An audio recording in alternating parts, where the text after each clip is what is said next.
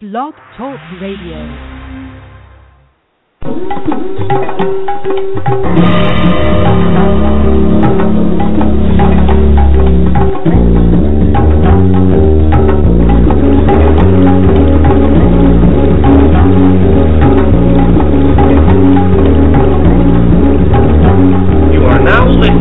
Enlightenment Evolution Network presents the Enlightenment Evolution Hour with your host, Rob Gauthier.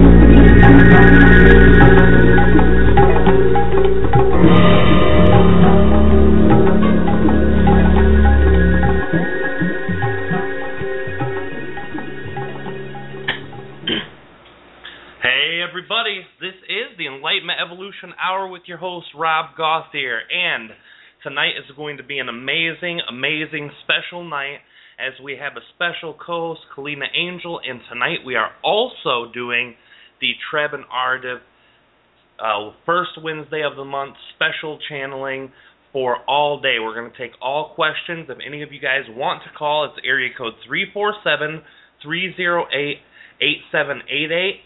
Or if you sign up for blogtalk.com or blogtalkradio.com, you can sign up for a free account, join us via chat, or join us by Skype. You can go straight to the link that's found on facebook.com/the Enlightenment Evolution Hour, all one word, or yes, I believe it is, no, just Enlightenment Evolution Hour, enlightenment.evolution.hour.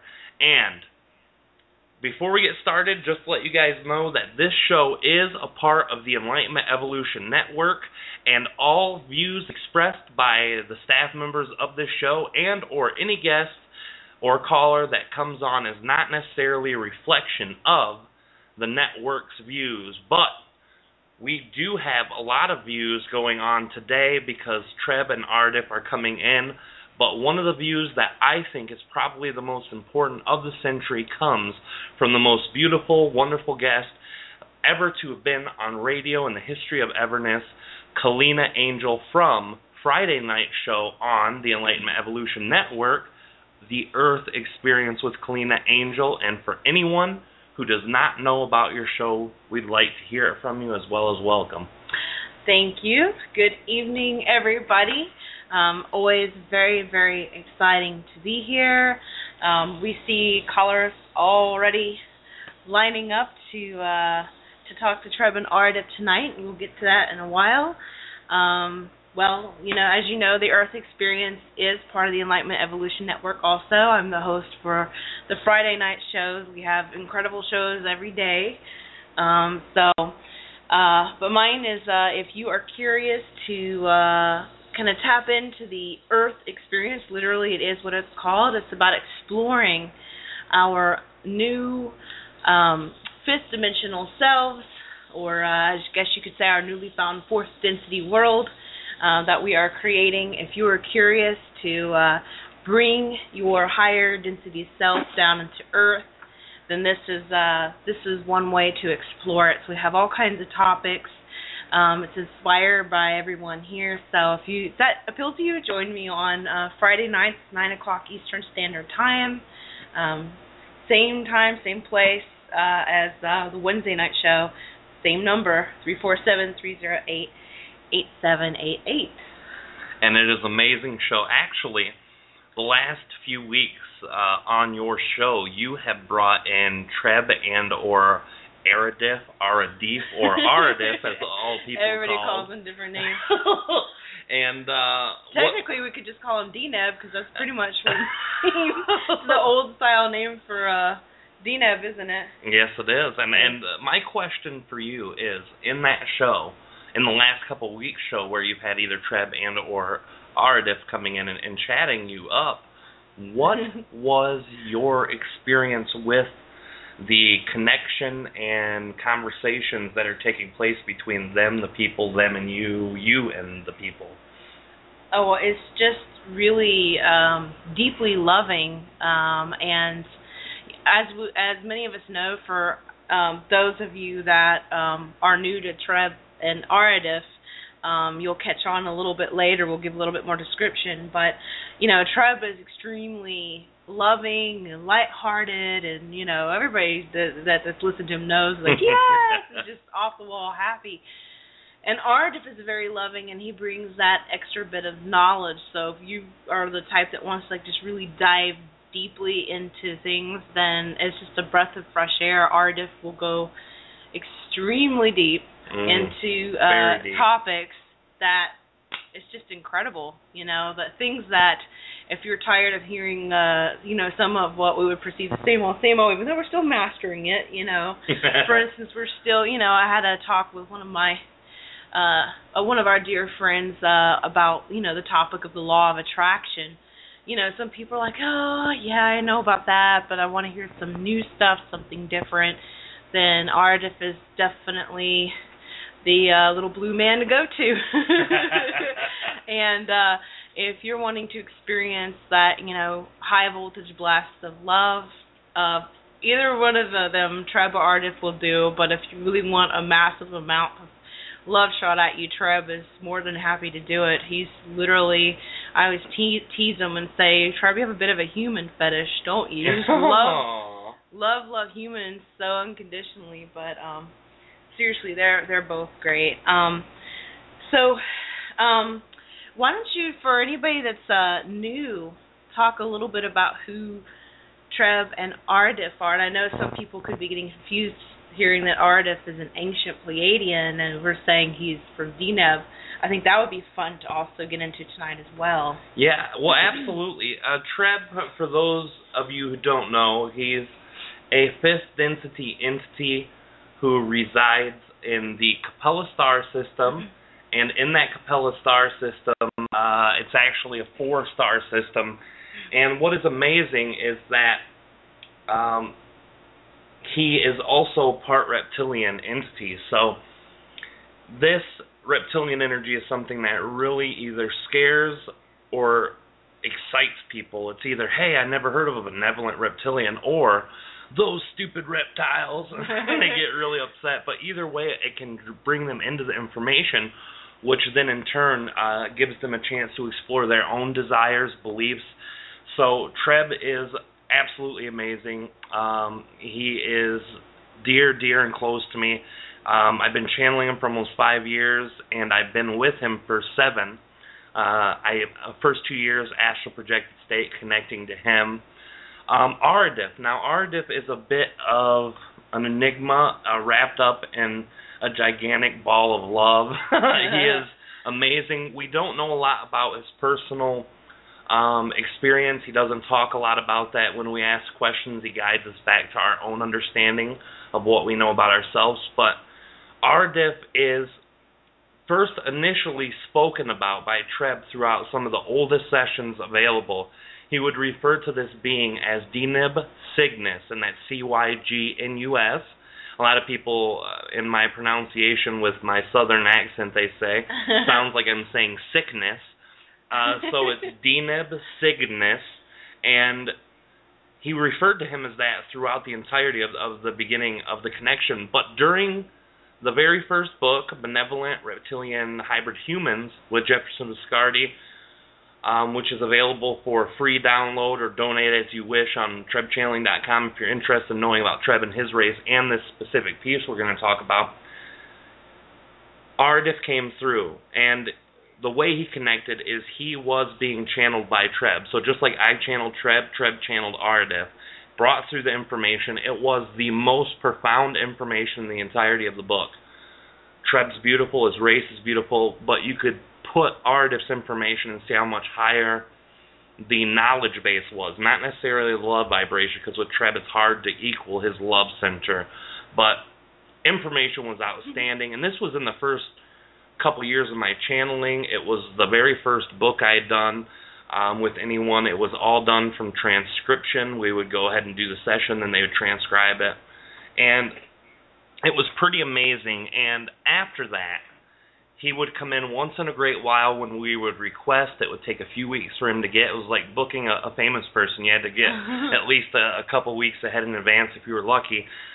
He came through during an interaction I had with George about a year and a half, 2 years ago, and said, hey, if you guys are ready, I'm ready to work with you.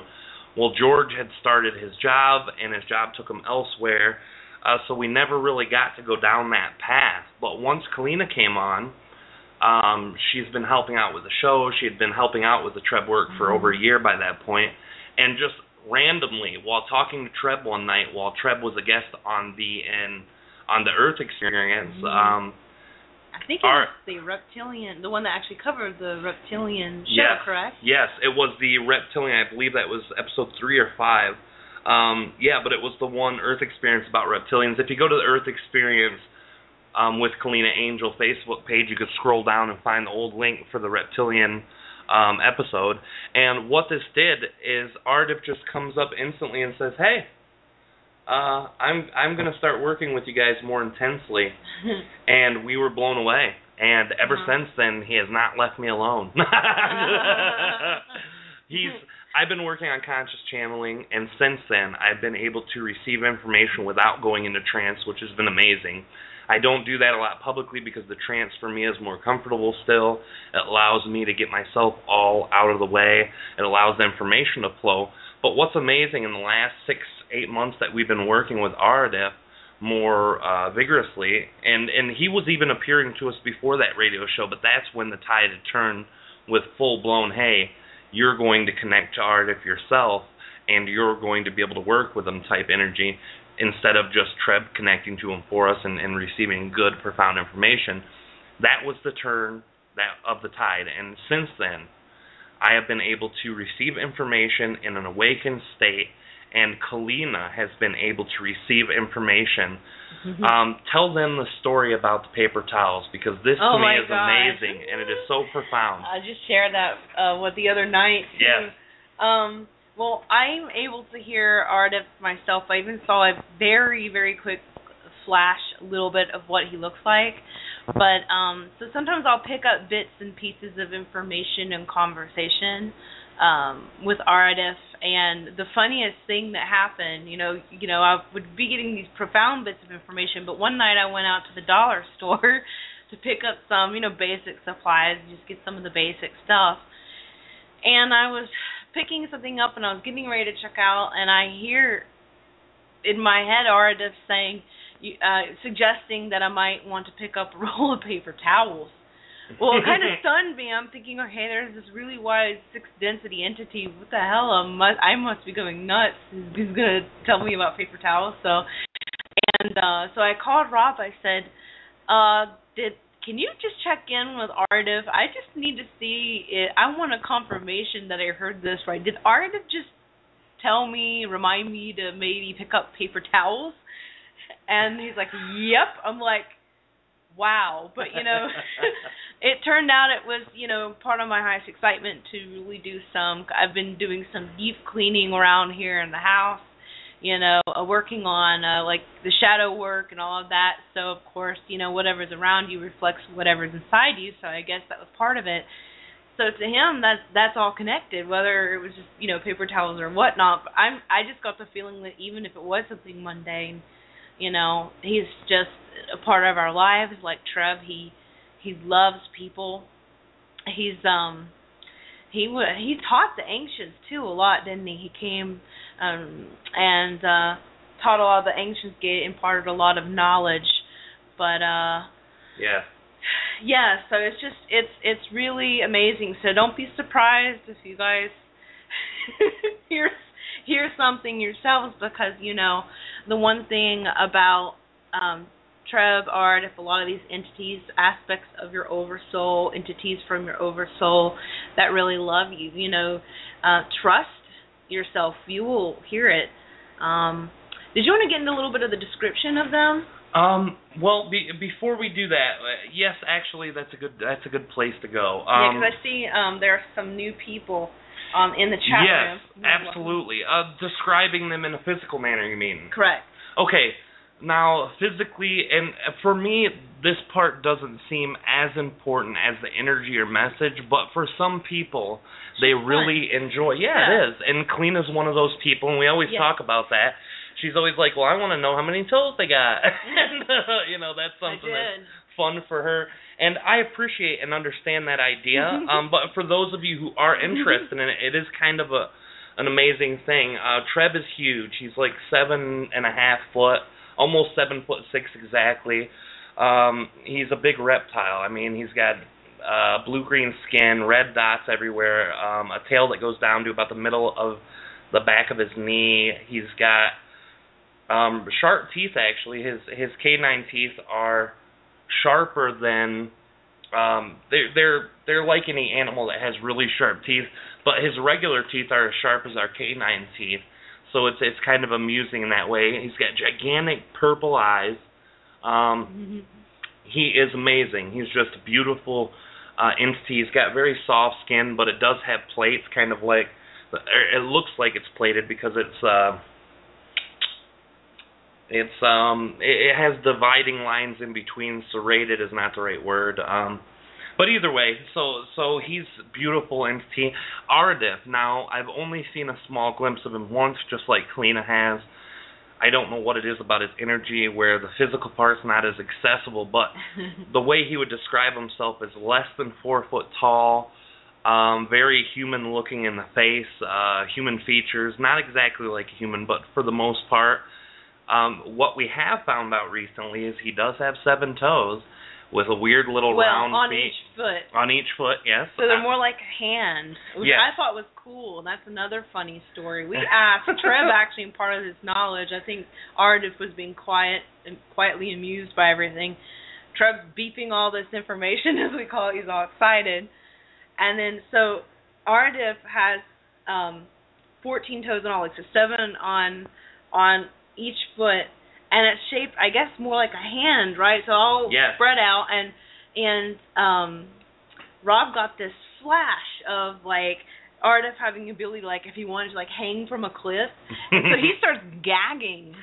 I'm like, what is it? What is it? And he describes to me the toes. And he's like, oh, black, yuck, yuck. And I'm like, oh, my God, that is so cool. I'm like, you know, we wouldn't have back problems if we had feet that were spread out, kind of shaped like hands. And I'm like, I'd love to be able to hang off of a cliff. I'm like, you know, and I'm asking stupid questions like, do they have trees? Like, I would totally hang from a tree, you know?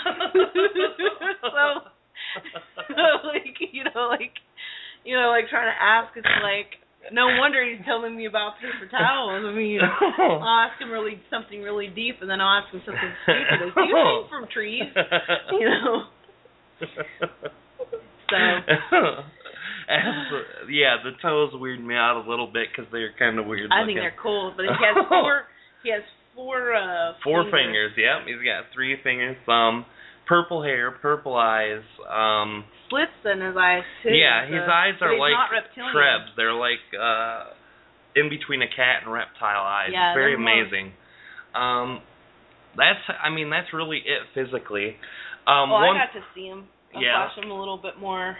And that's, she's trying to translate that energy to something where she can share with all of us, which is her excitement. I'm glad, because that would be a good representation. There was a drawing that was done by an old dear friend of ours, and when she shared that drawing with us, it's the one that you see now that's shared. It's like the only one of them, It's the only one, and that's my personal my excitement. Rough versions. Sure, and my personal excitement is to have everyone who wants to share their perception of TReb, Aridif, even Vor, any of these secondary entities that are being channeled, to send those to me. So if you ever feel free, or if you ever are an artist and you feel free to do your own interpretation, send those up to us at trebchanneling.com or trebchanneling@gmail.com or trebchanneling.kalina@gmail.com. Let us know. We'd love to share those publicly, even if they're sketches on a napkin. We really enjoy that stuff. But before we get into... Oh, go ahead. Oh, did you want me to share a little bit what I saw? Yeah, by all means. Please do. Okay, so I'll say it really quickly, because I literally got half a second, so I couldn't really see all the details. But from what I saw of Aridif, I would say he probably is a little under 4 feet. I got that impression correctly, although I was only able to see part of his body.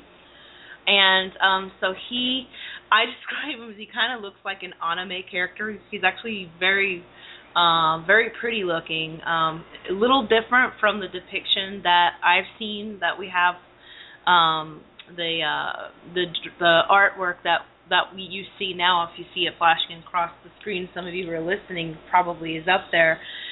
But light blue skin. He has really gigantic purple eyes, very large, and just the most loving, full of knowledge glance. Oh, he has long purple hair, and it's very straight from what I remember. Really long, very, very straight. And that, hopefully, if any of you guys want to connect visually, because some of us will pick up things in different ways. I believe we all channel, and we all have different ways of perceiving. Some of us more through sound, some of us are more visual. I was surprised to see anything, because usually I'm a little bit more hearing things, but I've been working with opening up with the visual stuff. So, but I am working on getting a drawing out to you guys. I am learning on honing into my drawing skills. I wouldn't say I'm the best artist that is out there. I'm not the worst. I have somewhat of a potential, but, capturing the soul and the eyes is kind of the hardest. But anyway, I can't remember the deep details about the nose or the mouth, but I remember them being smaller. I think his face is a little bit more, I don't want to say like angular, it's not long, but just kind of like a lot like an anime character. It's very, very cute. He's stuffing all of that sixth density grandness into this little tiny baby body. Well, he's not a baby body. He's like he does. He looks like an anime character. Mm-hmm. And he's very, very, very profound energy too. For those of you who are just tuning in, I want to remind you you're listening to the Enlightenment Evolution Hour with your host Rob Gauthier, special co-host of the evening, who is always gracing us here with her wonderful presence on the first Wednesday of every month, which is the TReb channeling special, which includes TReb and Aridif, Kalina Angel from the Earth Experience with Kalina Angel on Friday nights. Tonight we are taking calls. We are ready, and I just put this up on Facebook and showed the queue. We have double the callers of any normal evening here right now. We might not get you guys all in, but first come, first serve. We will take it in the order in which they came. Yes, and the number to call, if you want to call in, is area code 347-308-8788, and we will be getting to the channeling very soon. But before, we want to talk about a couple more things, give everybody the opportunity who wants to call in. If you have blogtalkradio.com account, you can come in and call in for free. That entails signing up for a free account and then going in and hitting the Skype button on the link that's at facebook.com/enlightenment.evolution.hour or the Enlightenment Evolution Network page. If you type in Enlightenment Evolution Hour or Network, you'll see it. You'll see the link for tonight's show. Click there, and then there's a Skype button right by the phone number above the actual place where you listen in and see all those beautiful pictures we uploaded. So that's your other way to call in. Feel free to call in. We'd love to hear anything you guys got to ask of TReb and or Aridif, and you can ask either one of them a question. Because of the amount of callers, we are limiting it to one question per caller. We have to be very stringent about that with the time and the specific details. So please, we want to get to everybody that we possibly can. Absolutely. And we also want to talk to you guys about a very beautiful thing that happened with Aridif yesterday. Yesterday, Aridif had the chance to connect to a woman who has spent her entire life working with the world's governments to create peace and harmony. It was on Karen Newman, who's the host of our Sunday show on this network, about oneness. Karen Newman does her show every Sunday, and she has another show with the same name on another network called Pyramid One Network. Great group of people, great human beings. They do the same thing we do. They just have a actual radio station while we are on the Blog Talk radio station. Great people. They brought in this woman, Eileen Boris. She is a world-renowned psychologist. She has helped people in crisis. She has addressed the UN publicly. She's addressed former presidents. She's tried to build bridges between countries who are at war. wonderful, wonderful human being, and her and Aridif got to talk last night, and it was one of the most profound conversations that you can hear when it comes to the idea of building peace and forgiving people and learning to let go of negative beliefs and negative concepts. And when it comes down to it, this was an amazing, amazing show. That is going to be shared publicly on my own Facebook and YouTube very soon. Karen Newman might have that information already. We're not. Yeah, I'm looking it up right now to see if it's around. If it is, I'll post it in the chat room if she has it available. Well, okay, and I'm not sure if she does or not yet. Usually it takes about a day and a half to do it afterwards. So when we have that information, we will let you guys know for sure. But keep your eyes out on the Facebook account. Yes, it looks like it's up. Yes.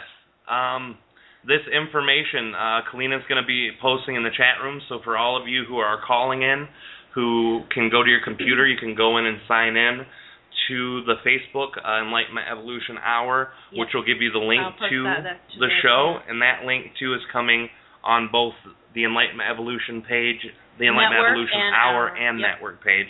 Thank you. You're welcome. I see everyone's calling in with their hands raised up. We are going to be getting to TReb and Aridif very soon, but before we get in, I also want to let everyone know there are some people who are here who don't have their hand raised, very few.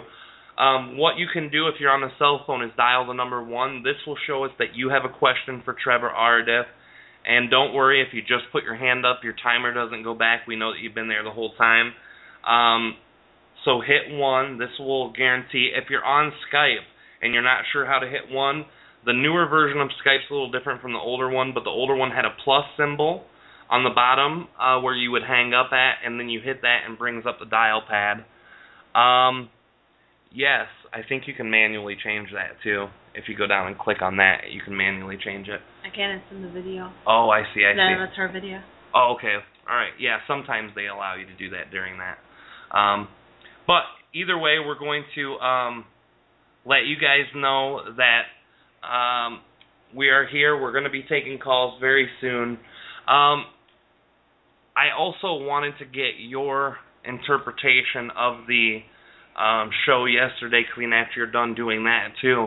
But what I gathered from this show, though, is this woman is going to be taking the message that Aridif shared with her and a new system of ways to examine and to overcome your old limiting belief systems, and she is going to take this to people all across the world who are in pain and suffering, and going to really help them incorporate more of these types of energies into it. So I think that's amazing. I think it's huge.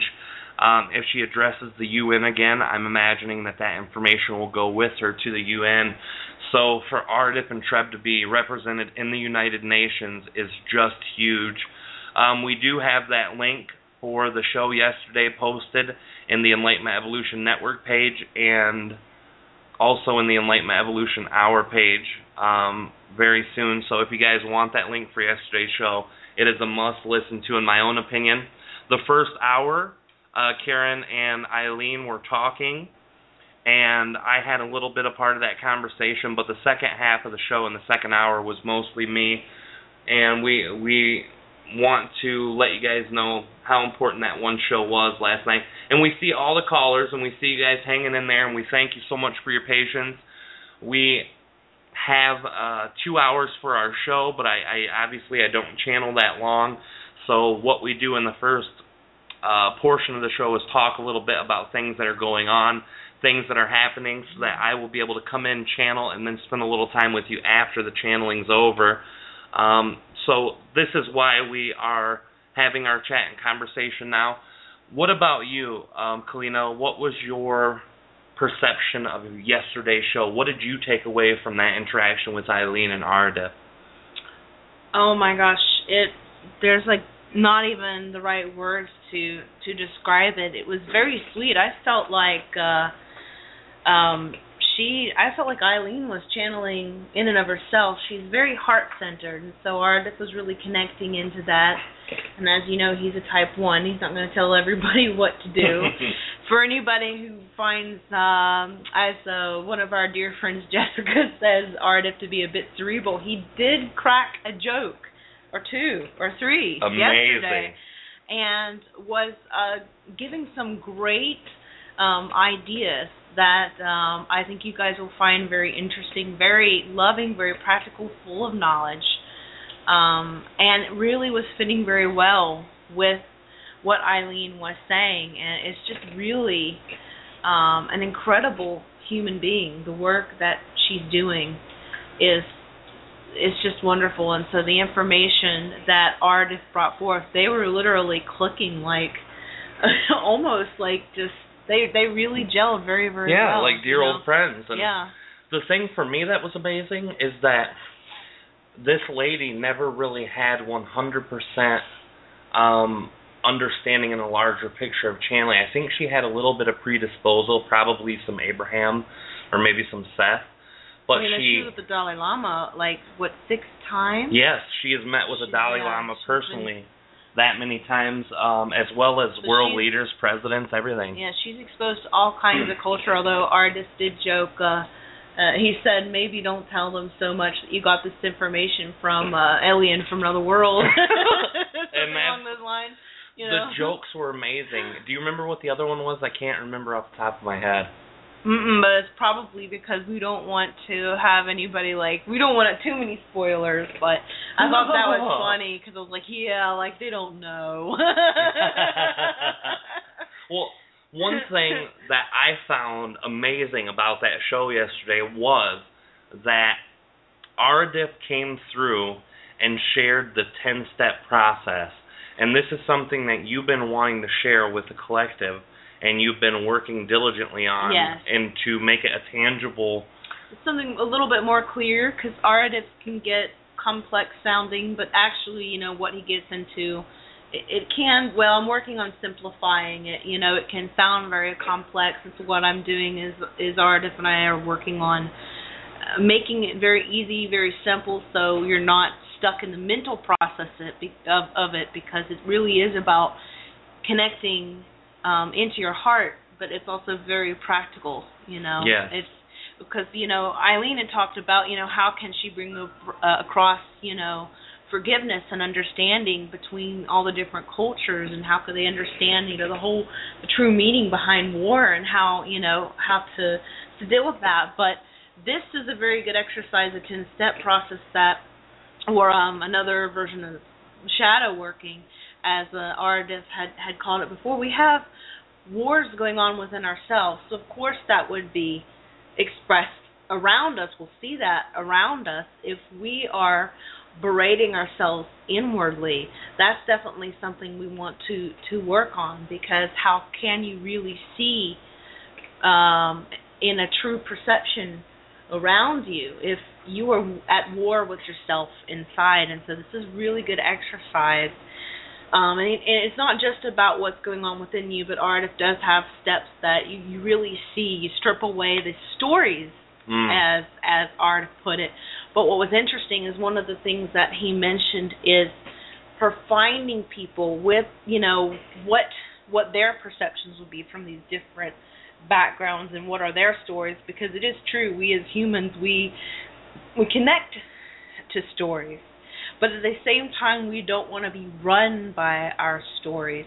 So if you find yourself stuck in a certain loop that you want to change, but you can't quite get out of, because it's just, even though it feels uncomfortable, it's also comfortable to stay stuck in that perpetual loop or habit, because it's all you know. It's like, if I drop this, then who am I after this? It means I'm going to have to find some other way, or maybe I'll, what if I lose certain friends or this or that? But it sounds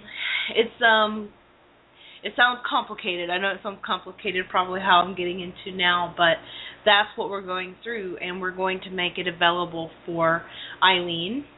If she wants to pass it on, we're going to make it available to you guys very, very soon. We're going to release it on TRebchanneling.com. I'm also working on quite a few websites. One of them will have my own, and then Aridif is we're working on having a website for him as well. Yeah. So. And this, what these 10 steps are, we've talked about them, we've said what's inside of them. But to put this the most simply, shadow work's one term that Aridif used directly for it, which is not an original term. That's something that's been used by others. A lot in psychology. Yes, yep. And what this is that you're going into your belief systems to see how they're limiting you and to help change that psychology and change the mind awareness loop of seeing all of these things. And basically it's bringing them to your attention, showing you what triggers them, what is in the limiting beliefs, and how to overcome them.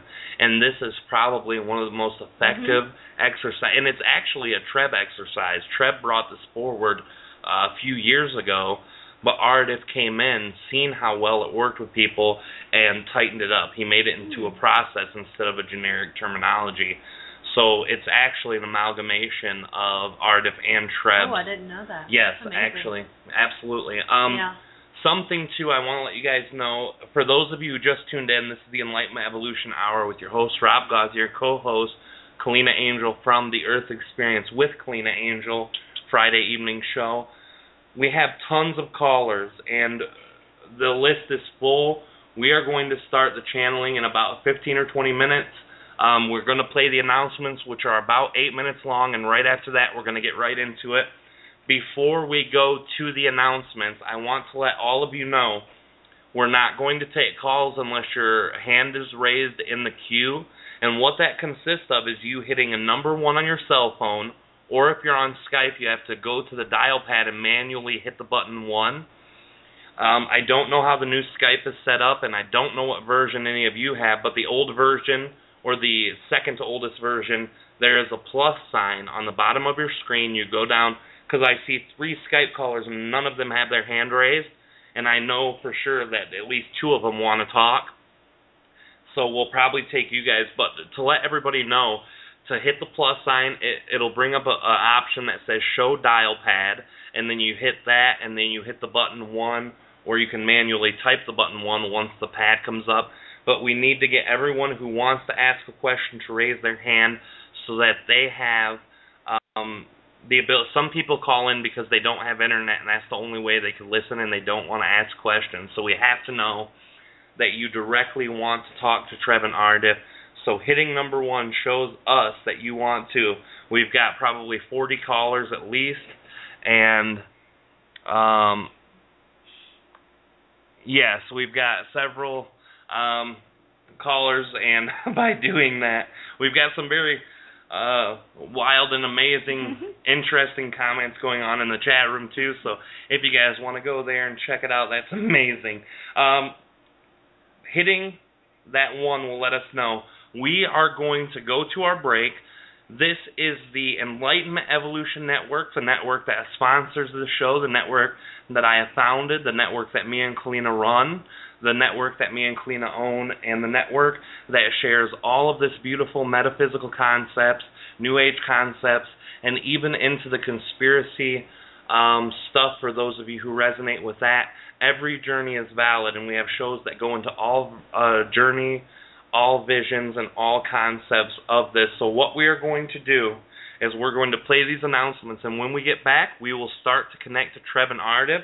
So remember, if you don't have your hand raised, you should. We've got if you want to ask a question. If you want to ask a question, yes. Please go ahead and hit 1 on your dial pad. We've got 5 or 6 people who don't have their hand raised, but we're looking at that right now.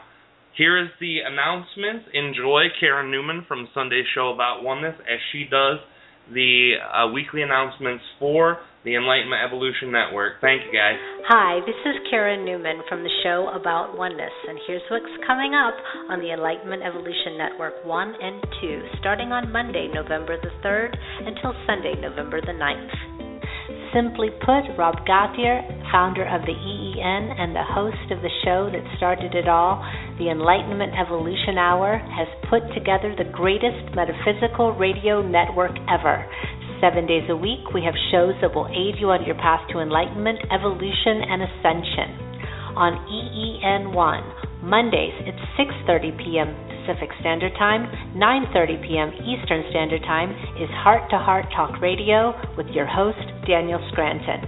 Join Daniel and his featured guests discussing a wide variety of metaphysical topics. Daniel channels the Creators, the Hathors, Ophelia the Fairy, and Archangel Michael, and the latest, the Unicorn Collective. Daniel and his guests will take phone calls and questions, and it's sure to generate high-frequency discussions. You can find more about Daniel at his website, danielscranton.com, and also on Facebook. Go to the Events tab on Daniel's website to learn more about Daniel's upcoming events. Daniel's guest this Tuesday is Doug Baseball Guy White, and on the 10th of November, his guest is Terry Piowa. Terry is an intuitive, psychic, and astrologer. On Tuesday at noon, also 3 p.m. Eastern Standard Time, please join hosts Megan Crandallmeyer and Rachel Archelaus for Radio Inspiration, Expression, and Abundance for their show, Soulfulpreneur.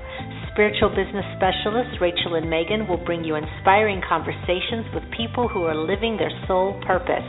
Frequent guests include psychic mediums, channelers, coaches, artists, and authors. They end every show with psychic readings and business coaching. Your questions about your spiritual business or life purpose journey are welcome. Wednesday nights, 9 p.m. Eastern Standard Time, 6 p.m. Pacific, is the show that started it all, the Enlightenment Evolution Hour with host Rob Gauthier. Rob channels TReb on the first Wednesday of each month and will take callers' questions. On the third Wednesday, we'll have special guests such as guest channelers and other metaphysical teachers. The other 2 Wednesdays are freestyle call-in shows to discuss whatever callers have on their minds. Tune in to Rob on Wednesday nights, and you can also find him at trebchanneling.com and on Facebook at the Enlightenment Evolution Network group page. Rob has 2 special announcements. Starting on Sundays from September 14th, trebchanneling.com offers hour-long meditation classes. Please go to trebchanneling.com to register. Another project near and dear to Rob's heart is the much-anticipated sequel to the groundbreaking film Tuning In, called Tuning In Now. The movie will feature channelers such as Daryl Anka and Bashar, Lee Carroll and Cryon, and our very own Rob Gauthier and TReb. Tuning In Now will explore the amazing work of today's top channels and how they are helping to awaken the consciousness of the planet. The film is in fundraising stages at the moment, and with a contribution for as little as $15 all the way up to $50, you can help make sure that this film is made. Please go to Indiegogo.com, that's Indie, I-N-D-I-E, Gogo, G-O-G-O.com, and type in the search Tuning In Now 2. That's the number 2. Tuning In Now with the number 2. On Thursday nights, 9 p.m. Eastern Standard Time, 6 p.m. Pacific, join host Philip Malika with the Consciousness Evolution Hour.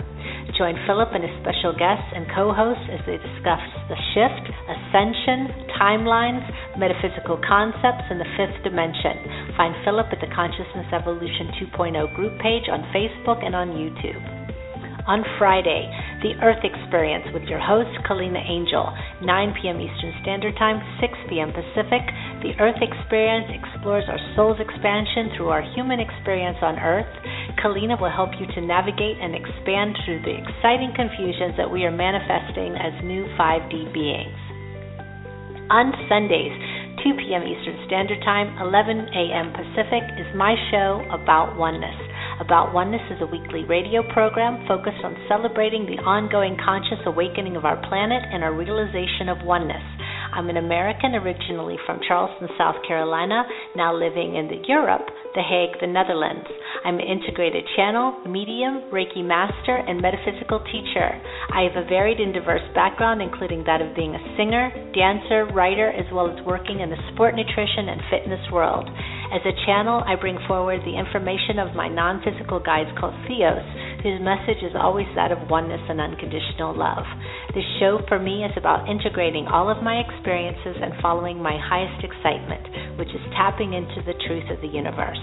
If you would like to find more about me and my show and my upcoming guests, as well as see many videos and channelings and teachings, you can go to aboutoneness.com. My guest on Sunday, November the 9th, is medium Annika Clausens from the Netherlands.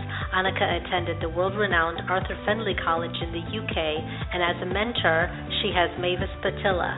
If you have questions about mediumship and tuning in to those that have passed on, have your questions ready because Annika will be live and taking callers' questions. On the Enlightenment Evolution Network 2, on Tuesdays, join host Victoria Vives at 9 p.m. Eastern Standard Time, 6 p.m. Pacific, hosting Earth, Sky, People Radio, your bridge between heaven and earth. Subjects will include planet Earth becoming part of an intergalactic society, star seeds and extraterrestrial life, living in oneness with one another, with Mother Earth and with life beyond Earth, the Interstellar Alliance, also known as the Galactic Federation of Light, music, frequency and sound healing, question and answer interviews, shamanism, ancestral wisdom, and the star nations, self-sustainative and regenerative living, and much, much more. Go to victoriavives.com/radio where people can start submitting questions for upcoming shows. Victoria's show on Tuesday the 4th is Victoria's Secret to Fall in Love with Life on Earth, special training for both star seeds and earthling. On Tuesday the 11th, her guests are New Earth Music and New Earth Theater, bringing a new dimension of consciousness to music and entertainment. On Saturday evenings at 9 p.m. Eastern Standard Time and 6 p.m. Pacific, the Pied Piper and Texas Rebel hosting the show Disclosure Now. Disclosure Now is the On the Edge of Our Seats show that covers all topics of disclosure, from the world's most famous and obscure UFO cases to cryptozoology, conspiracies, and all things that go bump in the night. Pied Piper started his journey in Michigan in 1993 as a preteen seeing Bigfoot and never could get enough of investigating all things paranormal. Texas Rebel is a wild Texas man who loves the same journey and has studied these same things for years.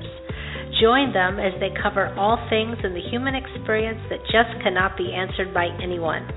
Listen here and call in on the number 347-215-8586.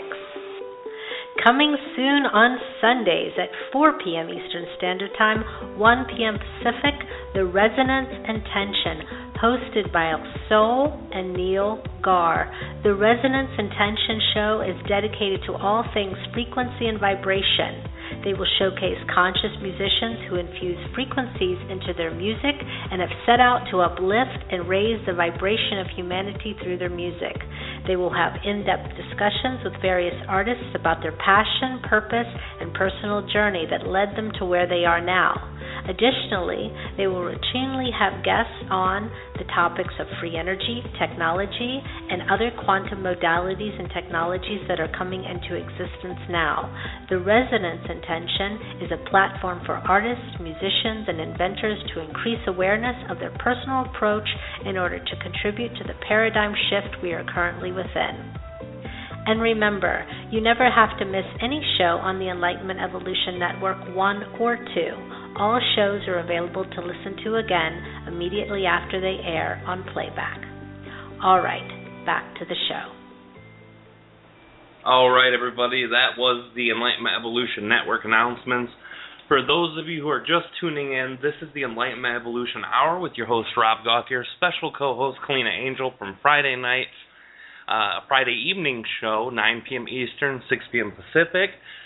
Kalina Angel of the Earth Experience with Kalina Angel. She is always here on the first Wednesday of every month to connect to moderation and co-hosting this special once per month TReb channeling show that we do here every month. So we are going to get started with the channeling. Before we do that real quick, I wanted to make one more TReb channeling announcement, one that was not put on those announcements as they were done earlier in the week. We have officially launched and officially are accepting people's registrations for a very huge event. TRebchanneling.com is going to sponsor a 3-day workshop in Asheville, North Carolina. That's Asheville, North Carolina. For those of you who have not ever looked into Asheville, it is the spiritual mecca of the East Coast, just like Sedona and Los Angeles is to the West Coast. Asheville is to the eastern half of the United States. 3-day workshop. You come up there and you join myself and Kalina. We're going to have a special guest, too, who's helping us with a lot of the other things. This is going to be April 3rd, 4th, and 5th of next year, and it is going to be during the lunar eclipse. This lunar eclipse is a huge energetic shift. It's a big energy, and that's why we put it on that weekend. We are going to watch the lunar eclipse the second day, but during all 3 days we are going to have trance channeling about all different topics from TReb and Aridif. Kalina's going to do a bunch of presentations and do a lot of her work that she's been doing and sharing. We're also going to have, at night, after the meeting is broke up, we are going to have CE5 initiatives, where the first 2 nights we're there, all of us are going to be going out during the evening. We're going to provide transportation for you guys and take you out of town for a very special CE5 where we're all going to meditate and try to bring in these spaceships, ET crafts, or just energies to bring into us so that we can all enjoy that together. Very huge energetic vortex, and we are going to be sharing that with you guys on there. If you're interested, go to trebchanneling.com. That's T-R-E-B as in boy, the word channeling with 2 N's, CHANNELING, trebchanneling.com. Then you go to Events tab, and then under the Events tab there is the Workshops tab. You go to Workshops, all the information, registration, everything. The price of your 3 days will include a meal each day. While you're with us, you're going to eat, and also your transportation for the CE5 events afterwards. If you don't want to go to CE5, you don't have to. If you just want to go to the workshop, you can. But this will be at the Holiday Inn downtown, Asheville, North Carolina, right downtown. Beautiful property. I've got a video. I've got all the information, so go to Treb Channeling if you're interested. If you sign up before, I believe it's the 15th of February, it'll be at a high discount. So it's the early bird special, and it's already up on the website. If you're interested, go there. We've already got a few people that have signed up. It's happening for sure in Asheville, April 3rd, 4th, and 5th. So keep your eyes peeled. Go there if that sounds interesting to you. Now we are going to begin connection to TReb and Aridif. I'm going to neutralize. I didn't get a chance to do that to the break. We had a couple technical issues. Anyone who's left listening who has not called in and still wants to try to get a question in, we don't know if we'll be able to take all callers, but we're trying very hardly. That's why we're limiting 1 question per caller. So make sure it's your question of highest excitement. Area code 347-308-8788. Call in now and make sure you guys are hitting 1 if you want to come in and ask a question. That shows us in the studio that you're in the queue waiting to get your question answered. I also wanted to add that you guys can choose whether or not you want to talk to TReb or Aridif, or if you want your question directed to either or both. And depending on what your question is, say if you're,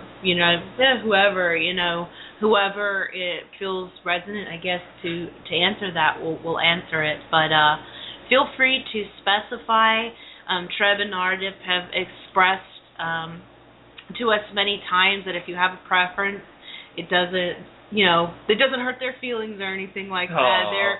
They are interested in being of your highest excitement, and they don't take offense to it at all. So say if Aridif is on and you want to talk to TReb, no need to feel awkward. They are more than happy to switch back and forth. So think about the question that excites you the highest, who all you want to speak to. If you don't have a preference, that's fine too. But I just thought I'd throw that in there. And again, 1 question per person. Again, the number is 347-308-8788. Press 1 to raise your hand. You also can call in via Skype. If you have a Blog Talk account, you can just click on the Skype and then press the plus sign, then press 1 to raise your hand if you want to join us through Skype, because we understand we have lots of wonderful people visiting from all around the world. So we definitely want to hear from everybody. All right, I'm going to start. I'm halfway through the neutralizing process.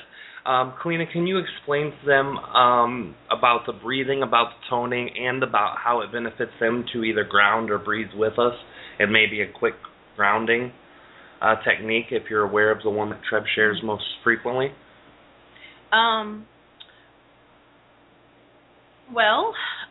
I know for Rob, what he does is he does a neutralization process. So if you place your feet on the ground and just begin breathing in, breathe in your nose, and then slowly breathe out your mouth. And I'll actually tell you one that TReb and Aridif have been working on with me that I think will be very beneficial. So what you'll do is you begin by breathing in from your lungs to your stomach, nice deep breath, and then, yes, through your nose, and then as you're breathing out, breathe out through your mouth, but purse your lips and blow out very slowly. And as you're doing this, picture the color green, because you're connecting to your heart chakra. And keep picturing green. Keep breathing in and out.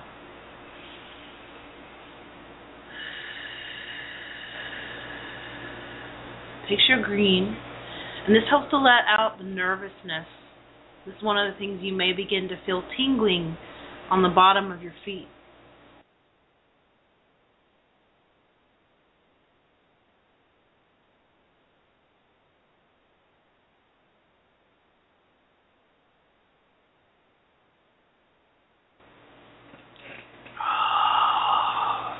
Okay. So think about that one question.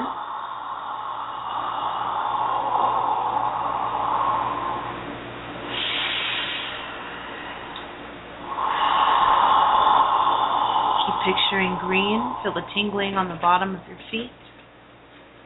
Releasing any of the nervous energy. This also helps you to neutralize so that you can connect more deeply with TReb and or Aridif, with aspects of your higher self, counterparts of your self and your oversoul.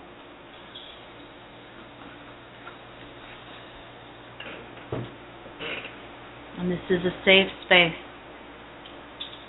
This is a place where you can connect, you can ask questions, you can also share your heart.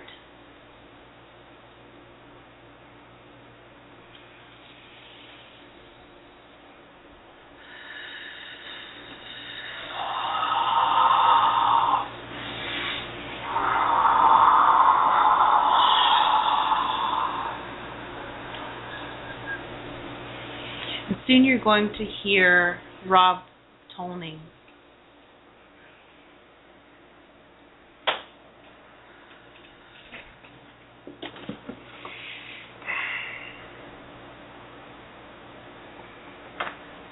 I'm going to start connecting to TReb and Aridif right now. I'm going to connect to TReb first as I feel guided to do that. Mm-hmm. I've been connecting to Aridif more recently, but that's because it's quicker. But tonight I feel that TReb should come first, and I also want to let you guys know that if you're asking questions about your personal life, that both entities receive information of reflections from either your oversoul, higher guidance, spirit guides, angels, whatever you call them, the parts of your oversoul that are higher perspective. That's where they receive the information. So the calmer you are, the happier and excited you are, the clearer the information comes out back to you. So center yourself, relax, enjoy yourself, and thank you, Kalina. You do not even know how important you are to this show, to this work that we do. Every bit of your energy that you put in has helped drive this work and energy of co-creating this work further and further. Aww. And from the bottom of my heart, with TReb and Aridif appreciation, Aww. thank you so much. I feel the same way. I feel very happy and privileged to share my heart and be of service to all of you. Well, thank you very much. I love you, and I love you guys too. Yes, and we love you. Oh yeah, the audience. I'm kidding. We will see you guys on the other side. Enjoy yourself. Breathe with me. Another technique for grounding that you can add to the one that Kalina shared is just putting your feet on the ground flat, like she said, and imagine your bottom chakra, which is right down by your anus, and it's a big red ball of energy, burgundy to red, whatever color you perceive. Have that going down like branches of trees through your legs. Let all of that color leak from that chakra to the bottom of your feet through those vines. Let it settle in your feet, and then branch out the energy into the ground and let it go about 30 foot or 35 meters, I think, into the ground, and let it set. And that way, earth energy is connecting to you, your energy is connecting to the earth. Grounded, and that breathing with the green color, it's perfect. Fish lip it when you're blowing out, and just and I'm going to see you guys on the other side. Thanks again, sweetie, and I appreciate all of you guys for calling in. We're going to try to get to as many of you as possible. If the show runs over, those who are on the phone can stay on the phone and just keep on and keep listening. Those who are on the computer will probably lose connection, but you'll be able to hear all the extra questions on the archive. So, love you guys, and we'll see you on the other side.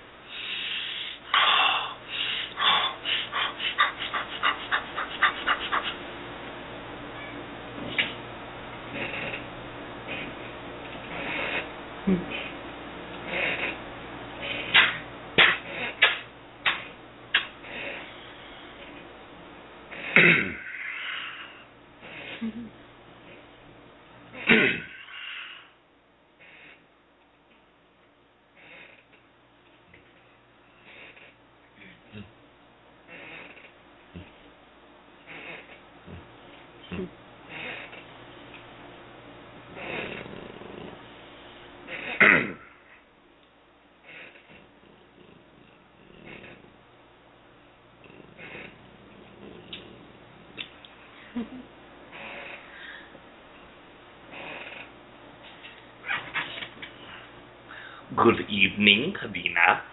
Good evening, Trevoriatni. How are you? I am doing very well, and how are you doing this evening? I am very excited to talk to you and Aridif, and I know we have many callers who are excited to talk to you all as well.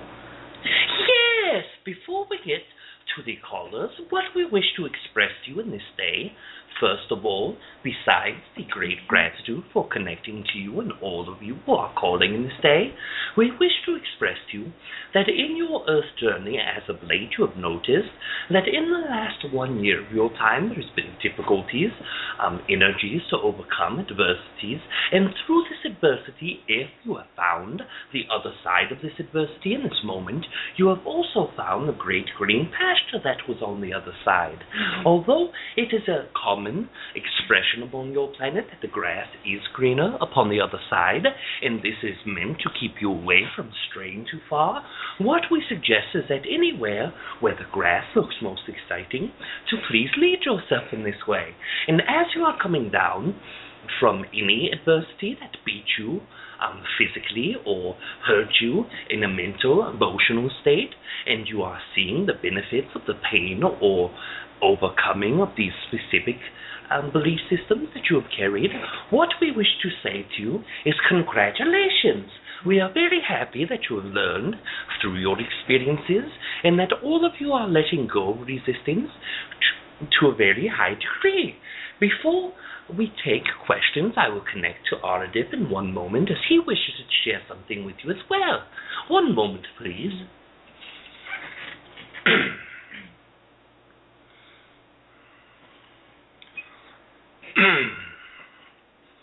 Good evening to you all. This is Aridif. This is Aridif, and this is it spelled. We understand that all of you have come to ask questions about something that is within yourself that you desire to look upon. But let us first explain that by looking outside of yourself and all the information and excitement that you have been able to perceive in the last 2 years of your time is something that is not quite what it seems. As you have perceived things outside of yourself moving and hustling about and seeing all of these things fall into line through synchronicities or through energy that connects one to another, what you are perceiving is that the world around you is changing. But let us explain to you first that nothing outside of you has changed without something inside of yourself changing. Many entities have come to us with expressions of desires that they wish for us or entities outside of your planet to come in and to give them a saving grace. What they desire is for us to step in and bring our own energy to appease the happiness of the world in the way that they perceive it in that moment. But let us assure you that in your own development within you, it is allowed you to grow within a vibration which makes us perceivable to yourself. Use us as a tool to help guide yourself into your greatest excitements. Use us as the tool in which we are to stimulate and expand your consciousness in any degree that you desire. But what we do not wish for you to perceive us as, unless your desire is high, is to see us as your saving grace or savior. Neither myself nor TReb or Yitni or any entity that you would perceive through channeled state, all of these entities who are well known to your own channeling community, such as Bashar and Abraham, Cryon, all of these entities are not here to save you. They are not here to make your life perfect. What they are here to do is to express an expansion within yourself that is reflected by our information. We are projections of your consciousness, aiding and assisting you in your growth and expansion, first internally and then externally. Once you change what is inside of your physical body, the non-physical energy that makes the soul in which you are, the greater and quicker the moving of energy around you will culminate into that desired change, and this is what we wish to share. You may begin questions whenever you are ready. First of all, I want to express my gratitude also to you and TReb for being with us tonight. Thank you very much. And since we have so many callers, I'm going to go ahead and jump in. Yes. The first caller we have is the 770 area code. Who do we have with us this evening? Hello. Hi. Who do we have with us? This is Robert. Hi, Robert. Do you have a question for TReb or Aridif tonight? I have a question for TReb. Yes, one moment and we will connect you to TReb or EST Me. One moment.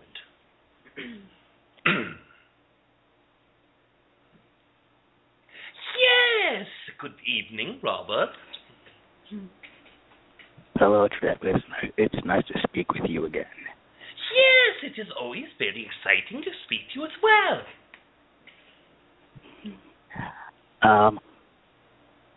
I had a question about a race of beings in the Carina constellation. I was watching a YouTube video with you channeling, and you mentioned something about a canine person being in a Carina constellation.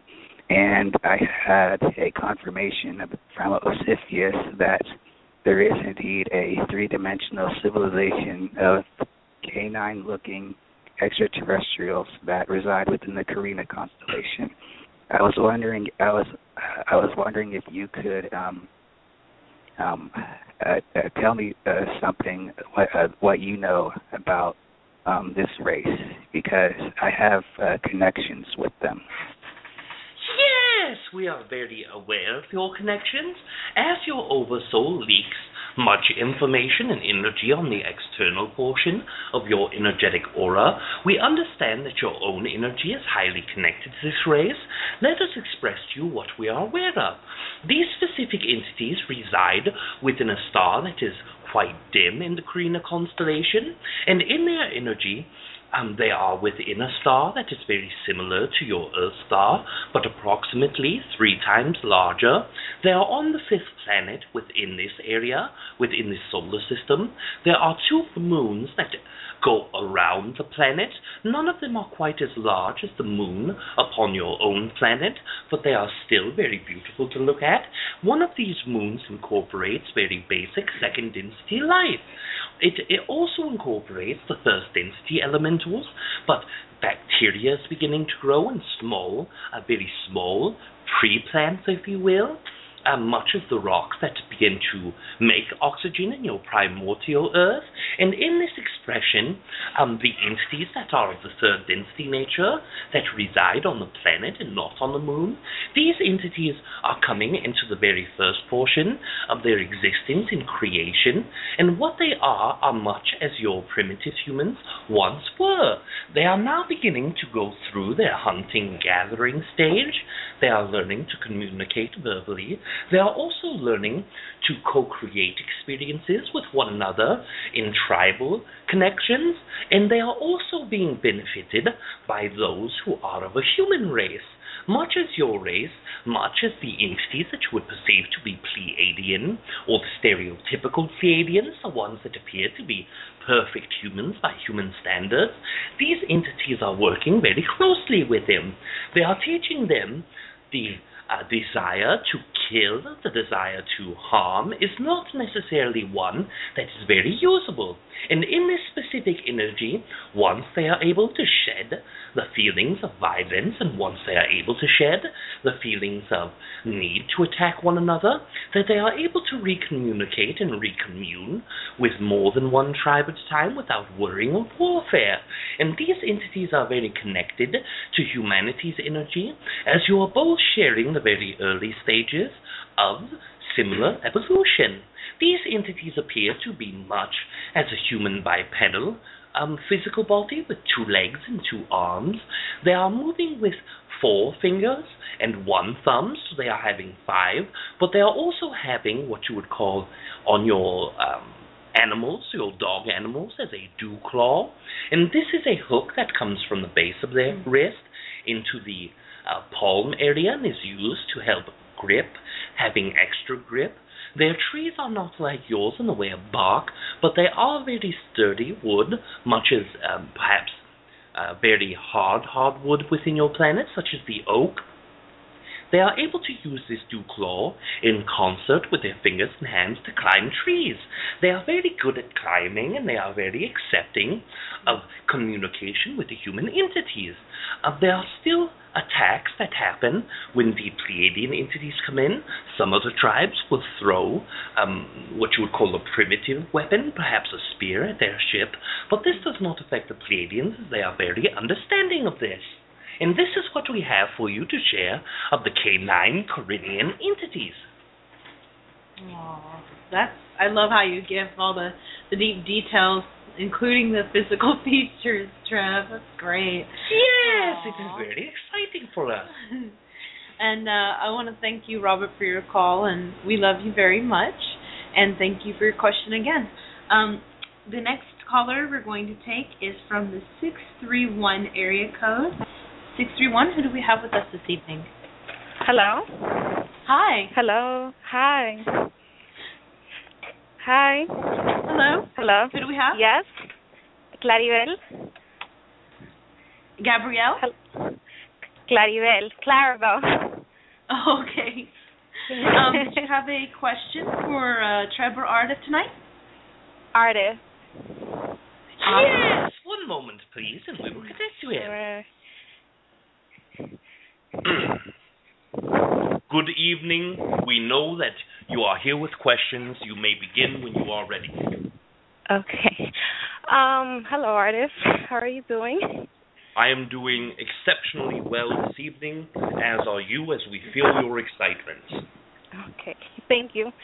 I resonate a lot with what you say, what is being said in the show about like the past 2 years, and for me it's been very difficult, and I wanted some more like guidance or a message in regards to like my career and things of that nature, because I've been very blocked in those areas.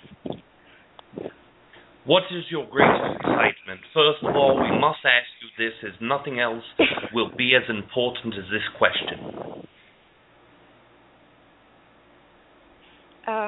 That's actually a hard question for me to answer because I like so many different things. Yes, we understand this idea. Let us share with you first. Finding an excitement can be very difficult for humans, as we understand in each moment. What we suggest is finding something that is within one of your excitements, even if the excitement is at a level that appears to be small. Invest yourself into that excitement in that moment. Once you do, an expansion of consciousness will integrate physically and non-physically to the specific energy desired in the excitement at hand, and you will be able to see if there is something within your own personal energy that will connect to that idea for using it as a career option. What we can suggest is all of the information that you have learned from your childhood till now, all of the information and energy that you have used to put on the beginning of your career, you may disconnect yourself from this if you desire. There are many things that you have learned that you are not resonant with. There are many things that you have learned that do not entail excited energy. It is okay to dismiss yourself from this, no matter how long a periods of time you have used in a job or in a career setting. It is okay to separate yourself. For example, there are many entities who have worked within food industry for 1 decade, and it does not excite them, but they are thinking in their own conscious thoughts, because I have had 10 years invested in one career, I must move further into this career. I have no experience anywhere else. What we will say to you is that is incorrect. What we can say to you is that even the smallest excitement is there for a reason. By placing yourself in the energy of any excitement, it will only manifest doorways and opportunities and portals to more excitements.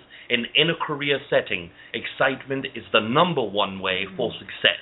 If you do not have excitement in your job, in your career, you will never be what you think of to be successful. Whether you have $1 million or whether you have 100, your success level is not dependent on the bank account level. It is only dependent on your excitement in that career, in that moment. And if your excitement and desire are fully fledged and non-resistant, you will see the financial attributes continue to flow in otherwise.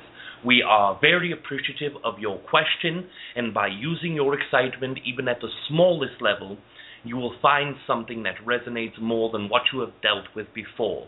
And we thank you for your inquiry. Oh, thank you for your question, and we love you very much. All right, so the next question we're going to take is in the 404 area code. Who do we have with us this evening, 404? Hey, this is me, Annie. Who's this? Hello. Is this Annie? Yeah. Hi, Annie. How are you? I'm good. How are you? Oh, I'm great. It's great to hear you. Did you have a question for TReb or Aridif tonight? Yeah, I did have a question. I don't care whether it's TReb or Aridif who is answering the question. So my question is about 12-strand DNA activation. So a couple of years back, I got this process which is called the reconnection done. And the reconnection is supposed to start the 12-strand activation process.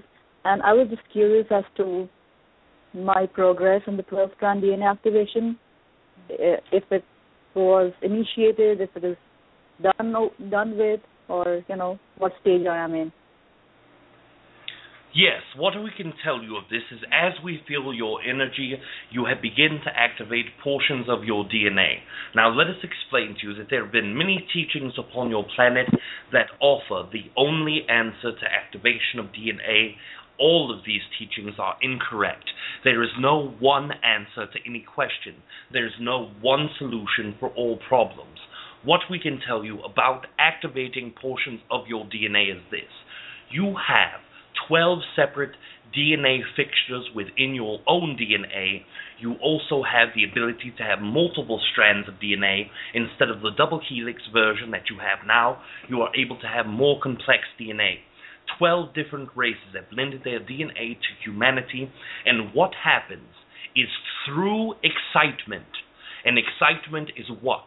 Excitement is love. Excitement is a lack of resistance within loving what is happening in that moment. This is the idea of excitement. It is what excitement is defined by. And if you are looking at excitement in the idea of what love is the most vibrant vibration and energy that one can have. And when you place love into DNA, it is a very high and squeezed together energy format. If you are to look at it with your own eyes, it will be very vibrant, very high, raising and smushed together so that it is touching more portions of DNA than any other energy. This is the key to activation in any format. If you are living in your excitement, if you are living in your highest desire, if you are living with large amounts of love, you will activate all portions of DNA. It can take longer for some people because some people have built a resistance. Some people have looked upon love as if it is something different than what it truly is.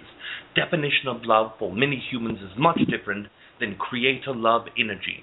What creator love energy is the intent to connect to all things without resistance. And if you can incorporate this into your daily exercises, if you can incorporate this into your way of being, by living excitement and living love, you will activate all 12 portions of DNA within your strands, as well as providing yourself with more than the double helix standard that you are now beginning to crack open, now beginning to decode with your own excitements.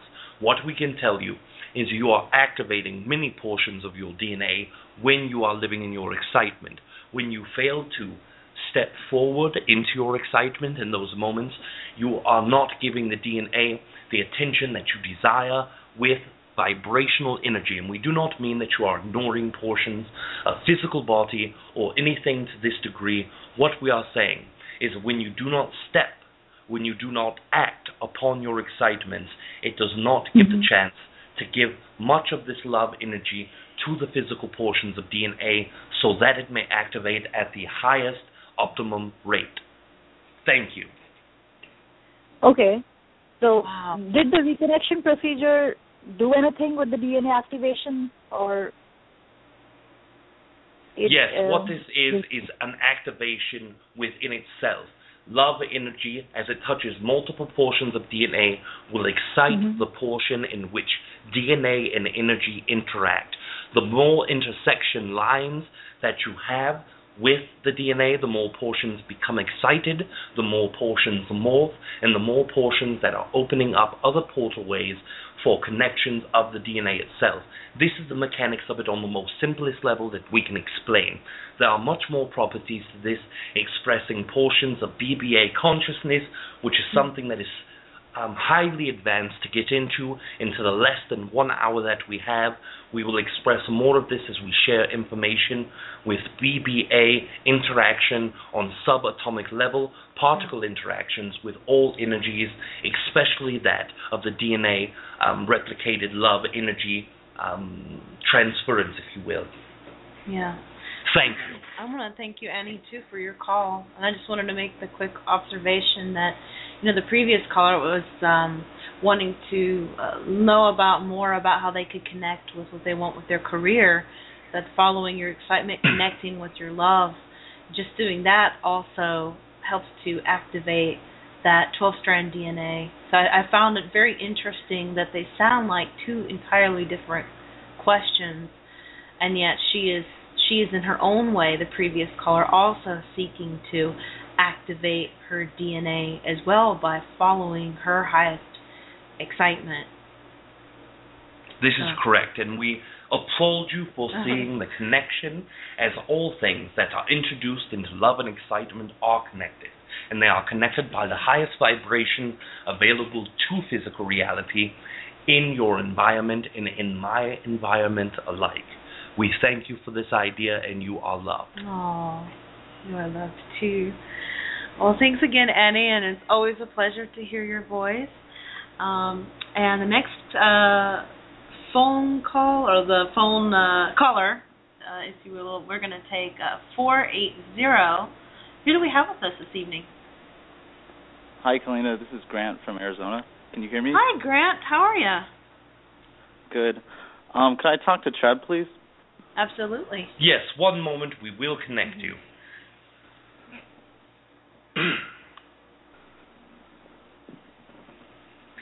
Yes, good evening, Grant. Hi, TReb. It's nice to talk to you in this actual format through Rob. Yes, it is very exciting to speak to you in this way as well.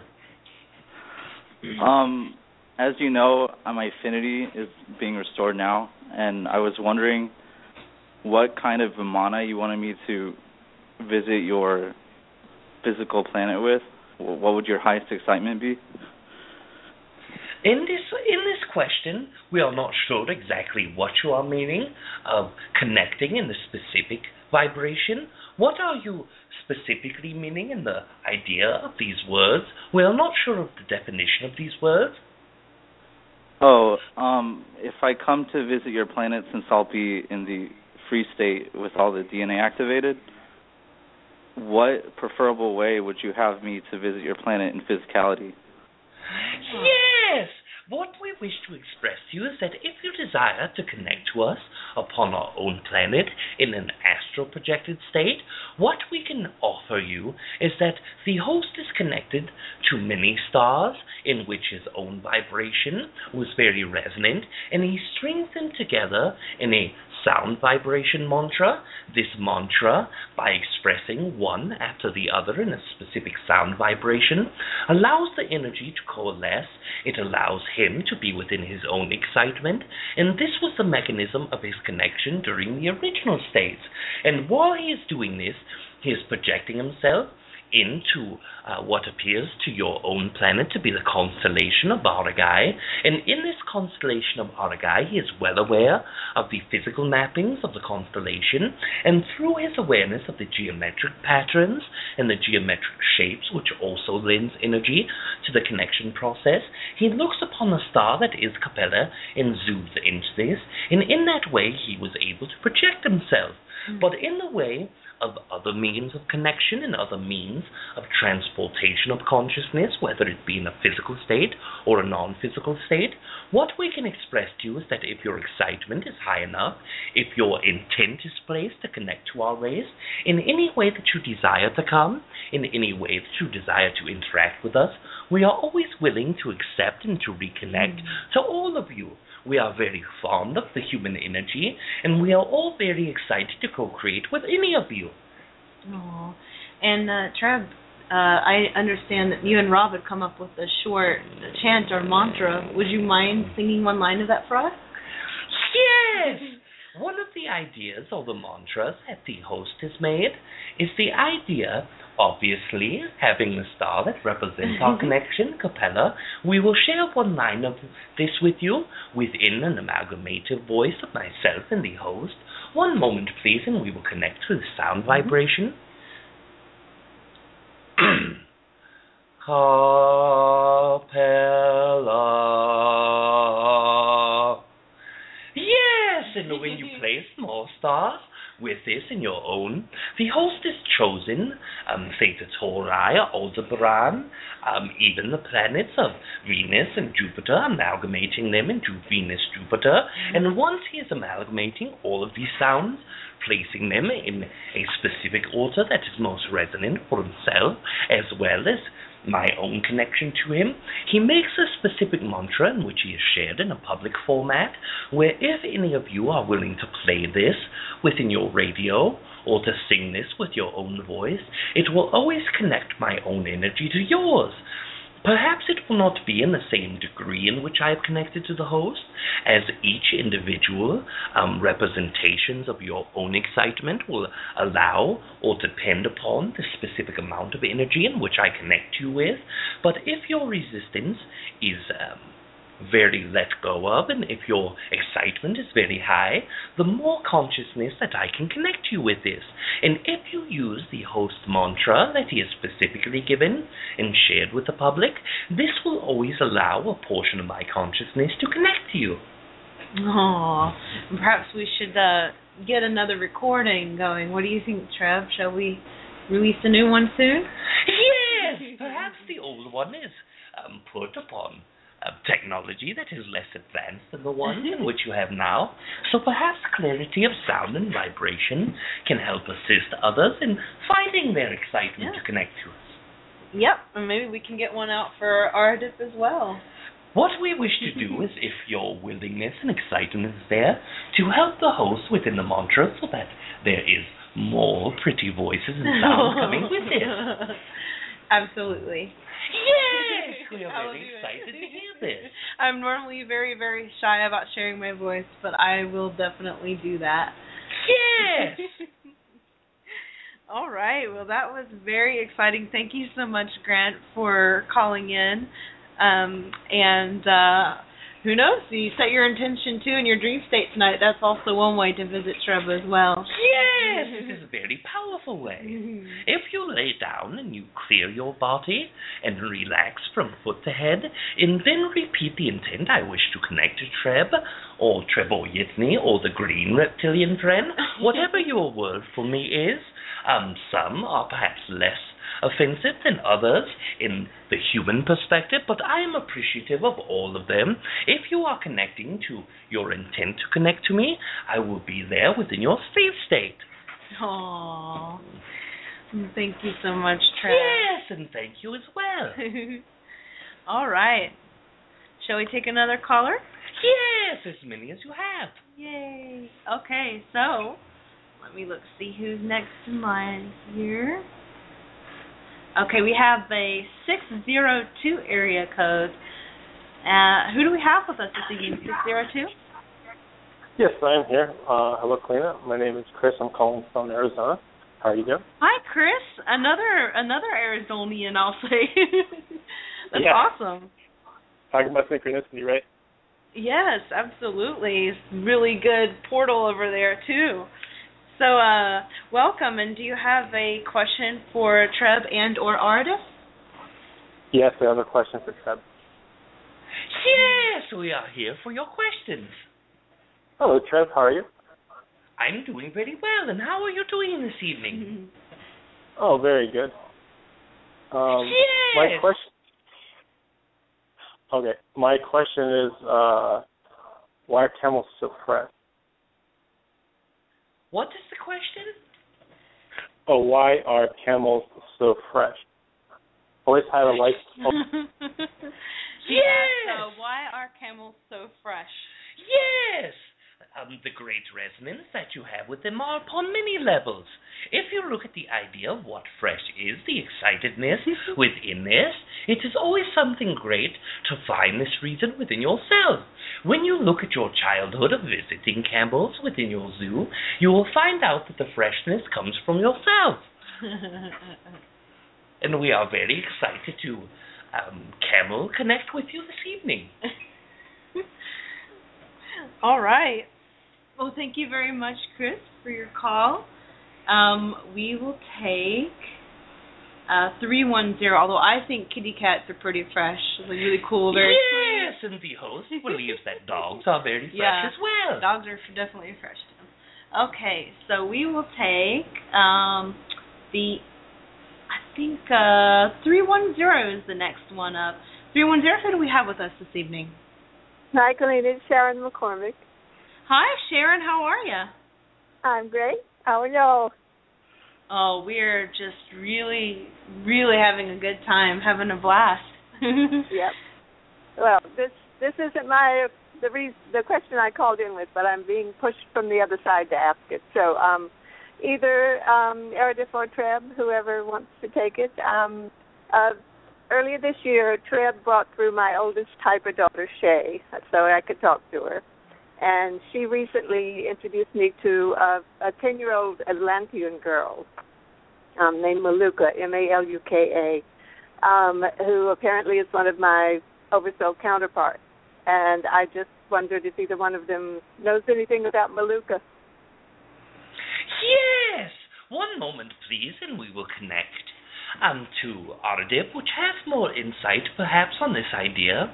Or better yet, one moment, please, and we will connect to Maluka. One moment.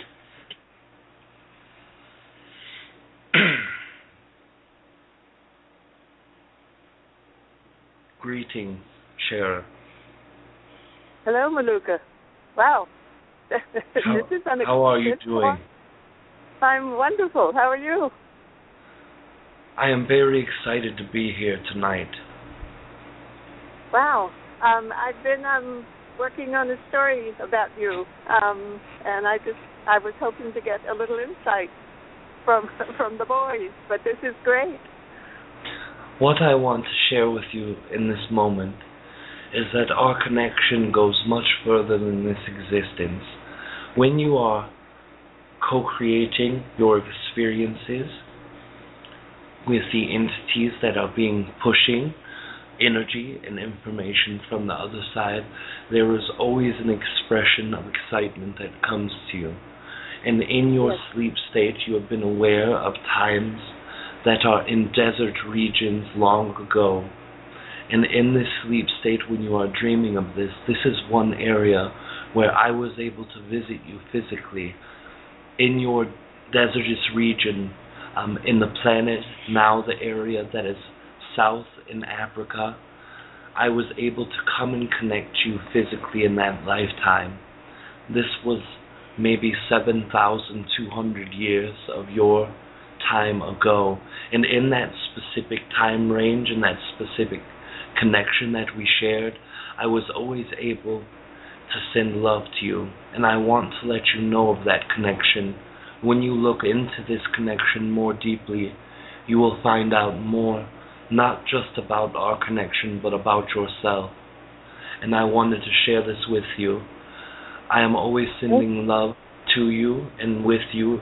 And Maluka, in the energy of the way it sounds, there's much energy in the sound of the connection. Thank you. Wow. Thank you very much. You. We are going to reconnect to Aridif in this moment. I love you. Yes, the entity Maluka expresses love also, but was not able to express it in the time that it takes to reconnect. What I wish to share is through your oversoul, you are connecting to this entity that you call Maluka. The dream state is where the energy flows the greatest. Practice your intention to connect in this dream state. This will bring you clarity on great many things. Thank you very much. Thank you. You are welcome and you are loved. Good evening. You too. Yes, we love you very much, Sarah. Thank you, Lena. Bye-bye. Thank you. Night. All right. Okay, so should we take more callers? Yes. Oh, awesome. Our next caller is in the 312 area code. Who do we have with us this evening? Hi. This is I'm sorry, I Patrick. didn't catch your name. It is Patrick. This is Patrick. One from Chicago, I believe. Patrick. Yeah. Hi. Good evening, Patrick. Good evening. Thank you for your help, Eric. So great to hear from you. Yeah. I'd like to talk to Trev. Sure. Yes, one moment. Okay. We will connect you to Trebor Yetni. Mm-hmm. Okay. Yes! Good evening, Hi, Trev. Patrick. Good evening. Yes! Hello to you as well. I had a question about the entity that I'm connected through my oversoul that's a part of your race. I wanted some information about that entity, like the name or whatever you can give me. Yes! As you are aware, within our own race, we do not have names.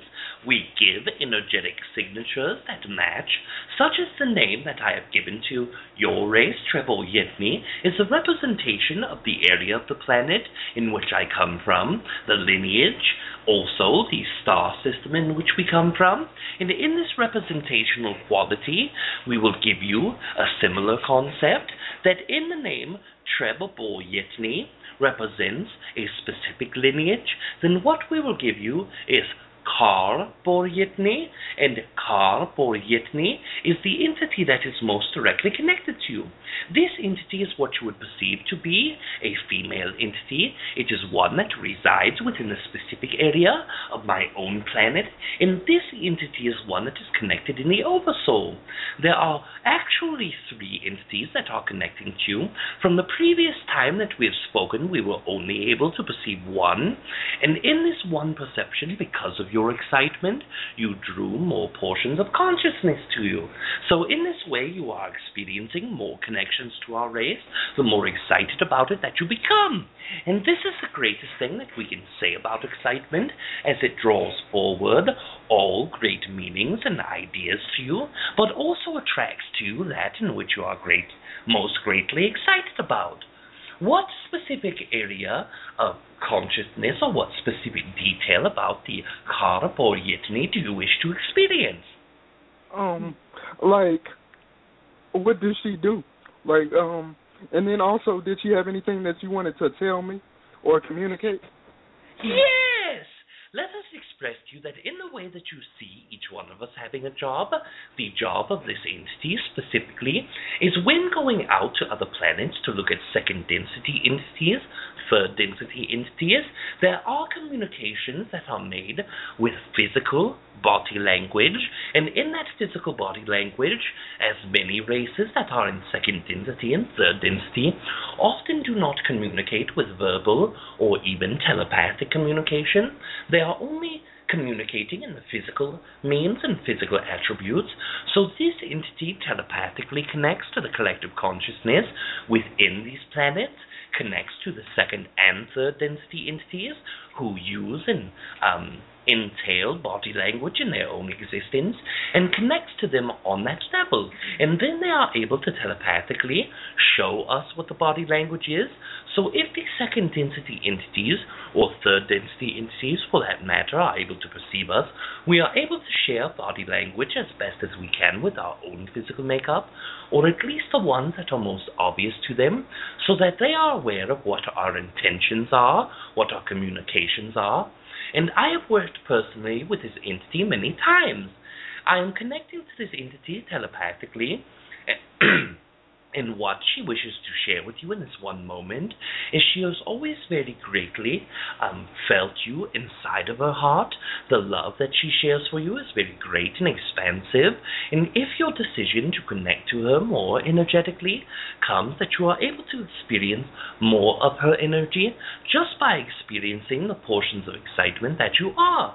Through your excitement to connect to her, you have made an energetic bond. You have made what you would call perhaps a string link of energy. And in this link, in this cord that you have attached to her, your energy is always flowing back and forth with one another. And as long as your excitement to connect to her is staying strong, you will always receive this cord of energy from one another. And this is a great excitement for us to share with you in this moment. Okay, does she look like you? Like yes! similar? Does she have the similar features? Okay. Yes! We are all very common in our looks. Approximately 3 inches shorter than myself. The eyes are the same tone of purple, but her specific red patterns of the dots are not as symmetrical as mine are.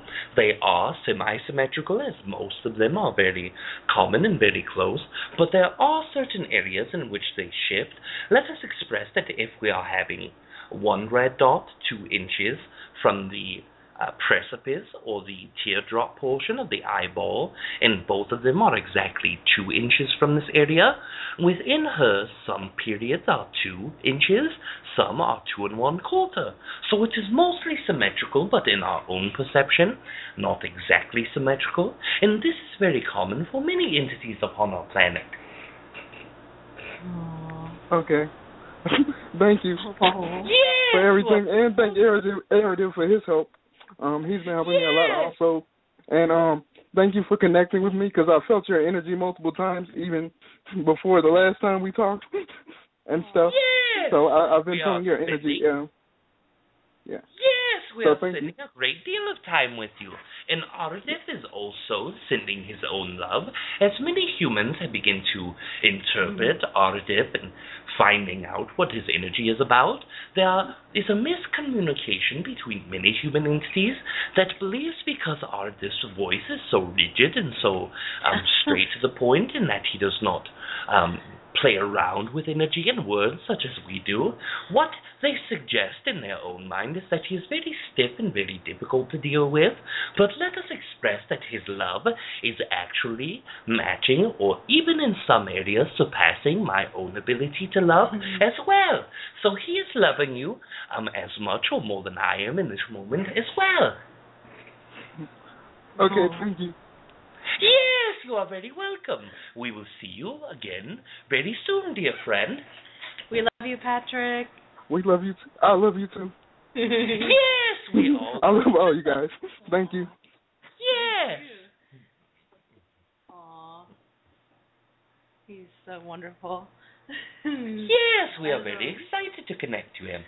Yes, now I wanted to mention that Rob had mentioned the possibility of running over, that we may have some time to run over on the show tonight because we've still got plenty of callers.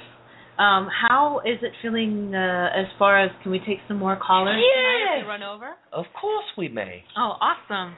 And I just wanted to mention that for those of you that are listening via computer, it may or may not cut you off. It will archive if you call 347-308-8788 before the show ends in about 11 minutes. So I would definitely call 347-308-8788. I think if you call via Skype, it will also keep you connected, although I'm not 100% sure with all the changes going on with the Blog Talk Radio. But we're going to run over on time to get some more questions in, because it's a very special night. People are feeling very connected. They're wanting to connect. So we want to take as many as we can. Try to limit it to one question, because we want to try and get to everybody if possible, and there's a lot of you guys, so we want to connect with you. Okay, so I think I know who our next caller is, 352. I believe we have, is this Savita? Yes.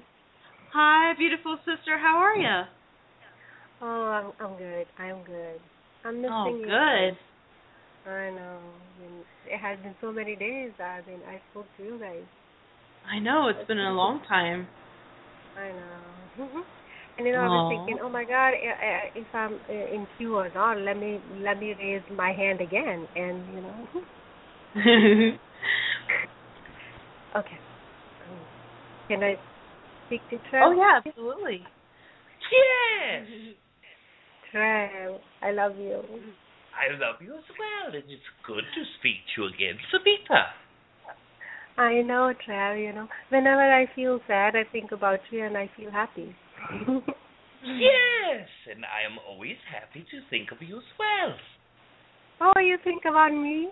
Yes, very frequently I think of many of you that I've connected to, and who are very excited to connect to me, and each time that you feel a resonance with what the words that we are sharing are, or when you think about me and excitement, it always brings a portion of my energy to you, and therefore I am thinking of you.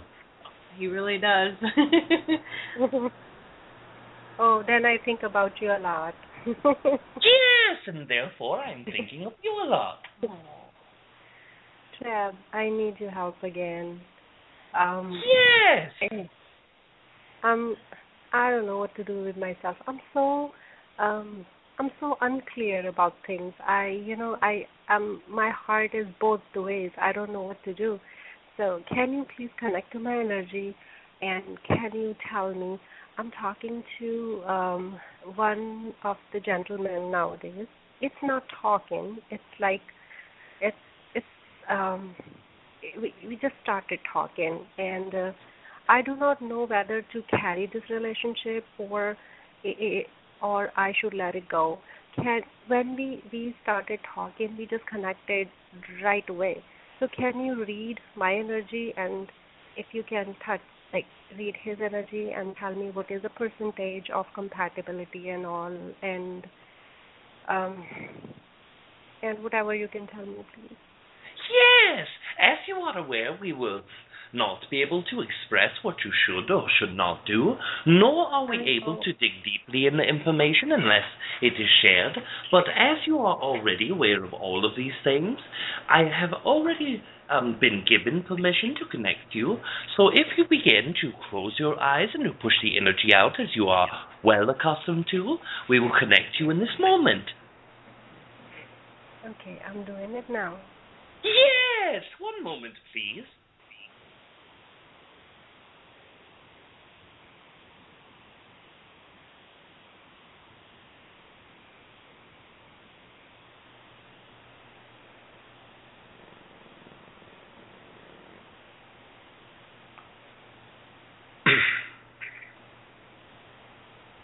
Yes!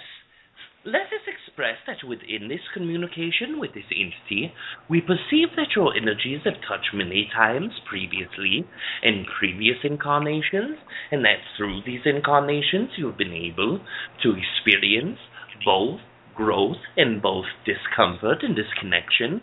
So in this way of what you are doing in this existence, in your own mind, there are karmic concepts that you are clearing up and working upon, but let us suggest to you, as you are already aware, that karma is not in the same fashion that many of you believe it is. What it is energy from both of yourselves reenacting itself through other incarnations. In this specific incarnation, what we see in energy is a fear of full connection, and what we see is a fear of disconnection coming from energies within both of you. So what we can suggest is that when you are feeling your heart, when you are feeling the area of excitement to be with this entity, to look at why it excites you and what excites you the greatest. But when you are feeling more disconnected, when you are feeling as if it is not a possibility to work, what we suggest you look at most specifically is what is it about the interactions that we are having that makes me feel as if this energy will not be able to push us forward through excitement. It is not always that you will be able to have excitement when interacting with others. This is why many entities in this time have begun to leave behind the idea of marriages, as some entities are not capable of having 100% resonance in all times, and they believe that if they do not have a marriage, that they will be able to love who they want and the way that they want in all times. But what we can suggest to you in the way of thinking in this manner, that if you are able to love someone and still not resonate with them, that this is just as acceptable as not being able to love another. It is all to the perception of each entity specifically that will matter in the way that they form the relationship and connect to one another. Your specific energy as it touches this entity's energy is that there are many ups and downs of energy within both of you. The ones that are going downward in energy are only the fears of being hurt or fears of not being able to enjoy oneself in connection for a long-term period. So what we suggest to both of you is that you sit with one another and speak directly from the heart and express to each one what it is in your greatest excitements and the times in which you are excited, and what your greatest fears about the other in your interaction with one another, and this will help both of you become more on the same page. I did feel, when I met him first time, I did feel like we just connected, and so I know I cannot take much time. Can you give me a percentage if that relationship works out? What are the percentage of it? This is a silly question, but I'm a human. Yes, we understand, and no question is silly or stupid or irrelevant. If it is within your excitement, we are happy to engage this idea.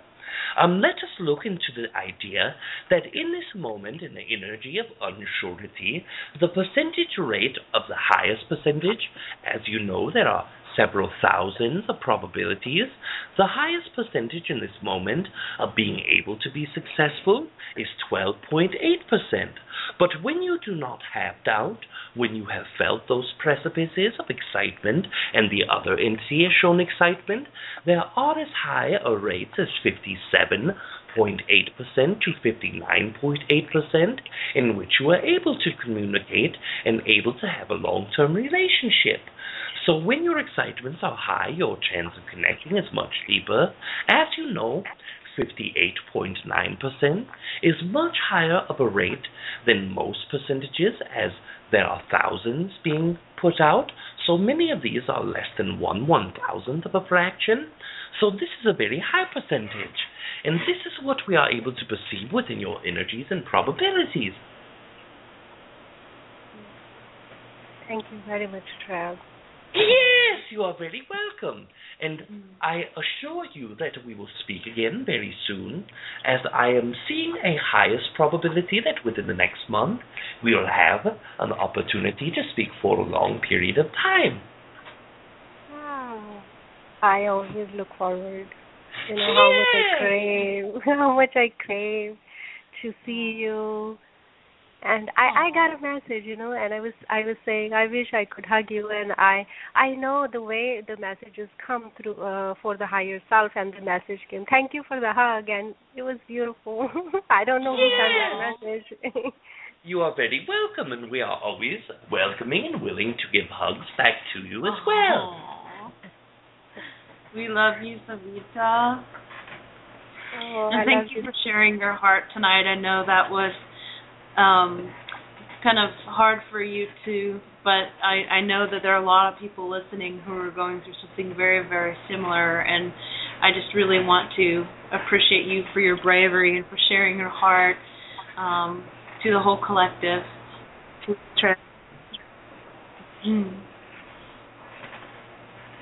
Good night. Good night. We love you. Love you too, sweetie. Aww. Okay. Next caller, we'll jump right into 816. Who do we have with us this evening? Oh my gosh. Hello, this is Philip, aka PBS. Hi. Hey, Philip. How are you?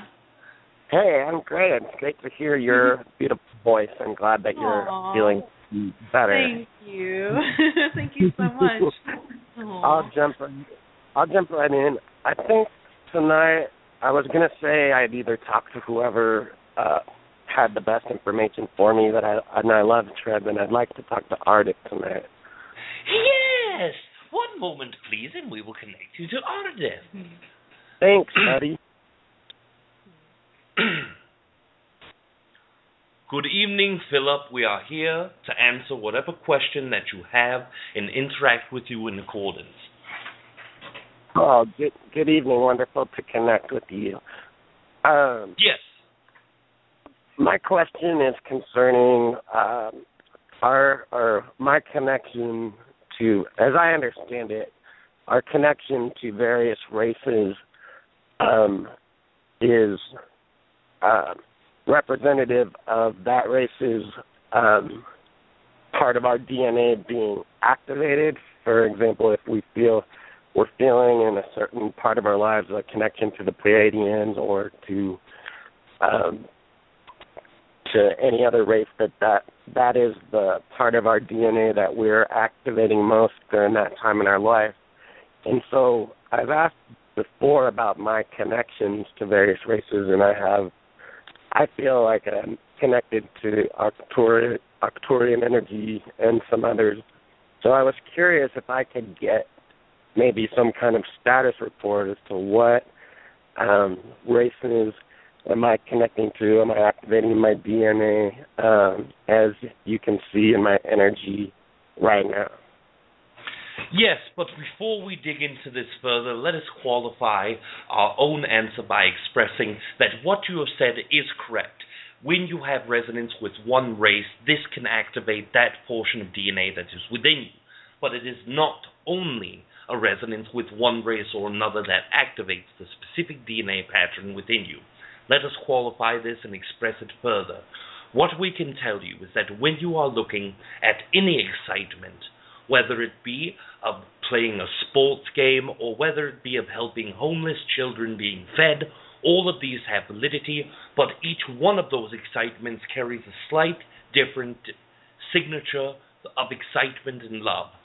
Even though love is a basic generic term and it is an energy that is only one energy, it has variance within the physical wave patterns that it carries. This is dependent on your resonance with what you are doing, your level of excitement, your intensity of that excitement. Also, it depends on if you are going through excitement, happiness, joy. All of these are very positive, loving energies, but separate energy signatures. Dependent on what signature, what intensity, and what lack or abundance of resistance that you have within you will determine the specific energetic qualities that go through your DNA. Now, as you understand, if you have a different pattern laid on top of the same area, it will intersect in different lines.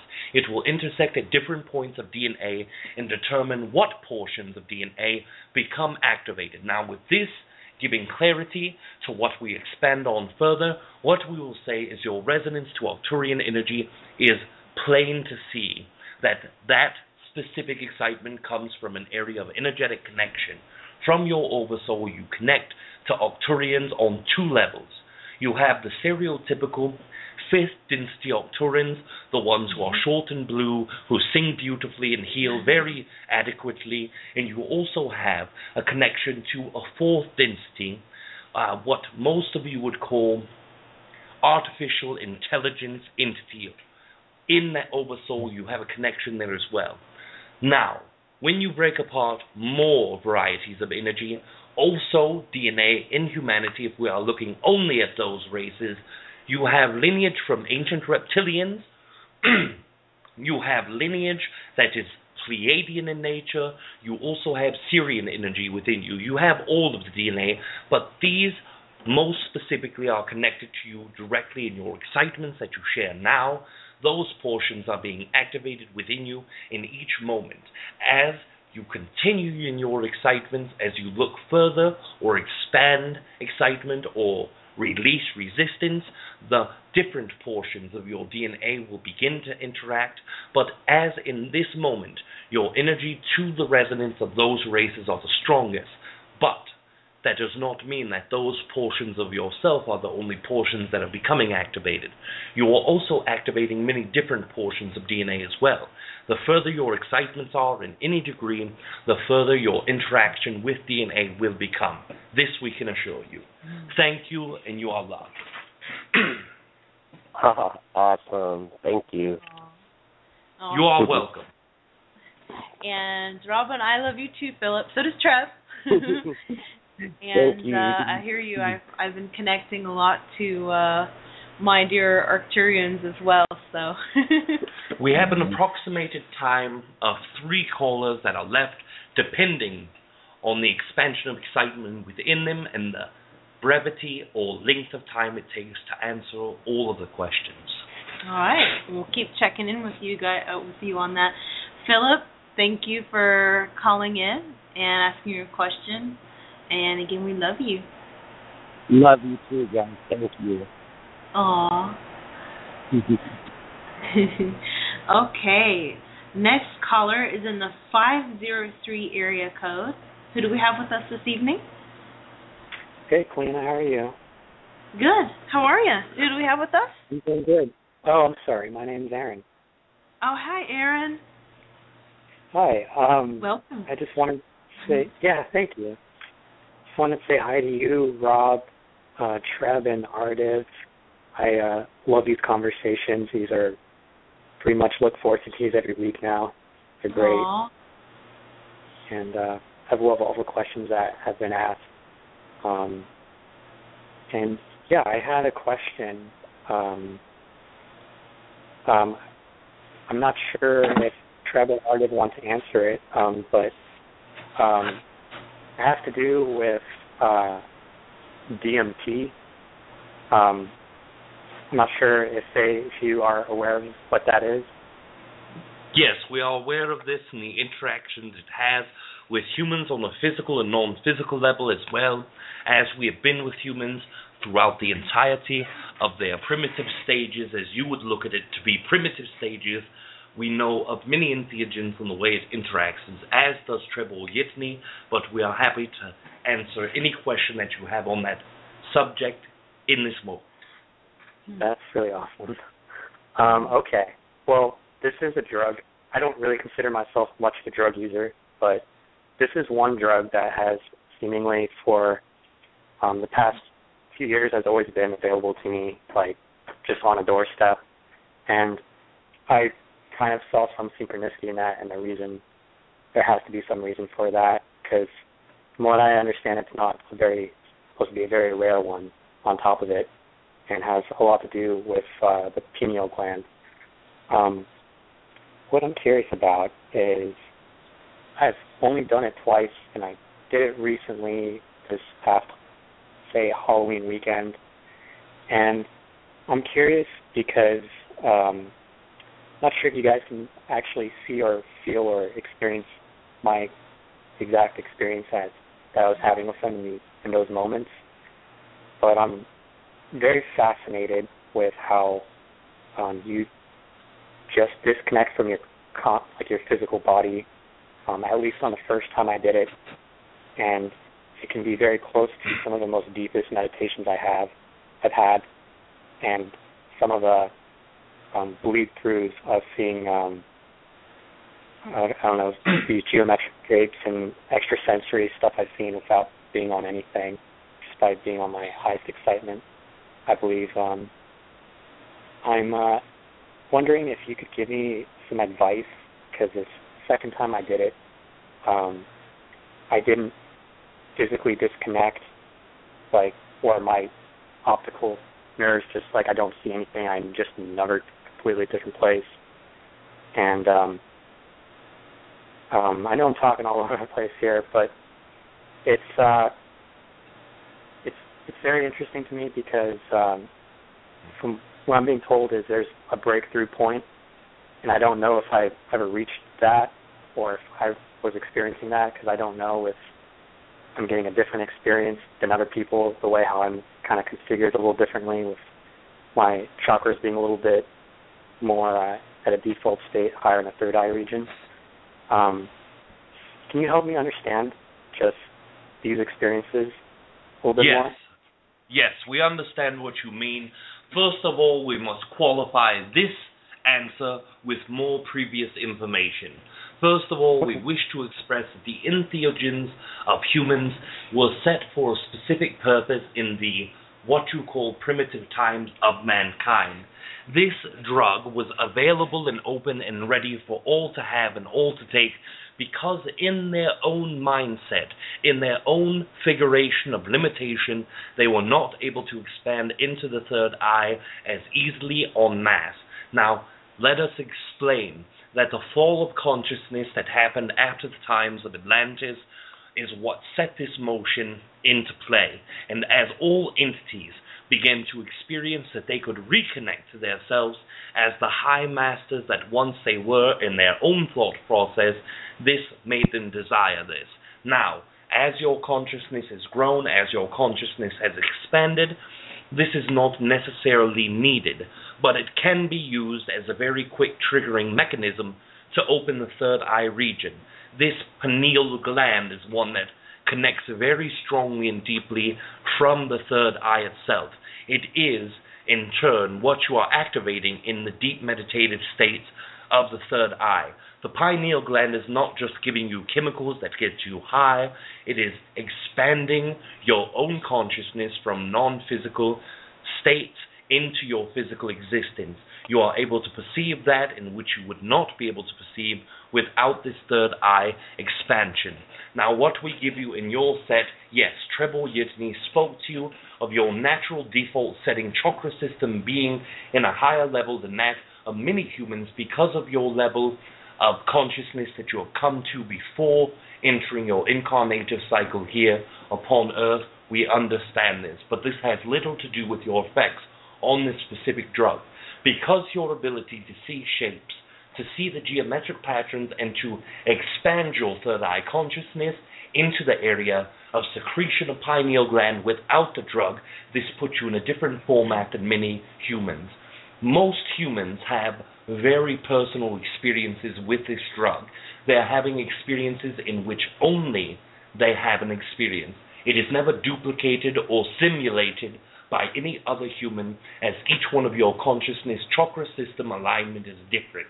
Now, when you see this, when you look into this, your experiences personally are the first experience, expansion of third eye, as is dictated in meditative states, or geometrically, you are raising vibration to see the ways that the BBA interacts with physical reality, which allows a specific matrix of non-physical energy to come into your physical existence.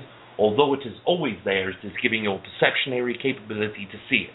Now, when you're expanding consciousness, seeing the interaction of the most basic formats of your atomic structures and how the geometric patterns shape physical to non-physical or non-physical to physical interaction, depending on how you are perceiving this, this is what you're experiencing at the most intricate level.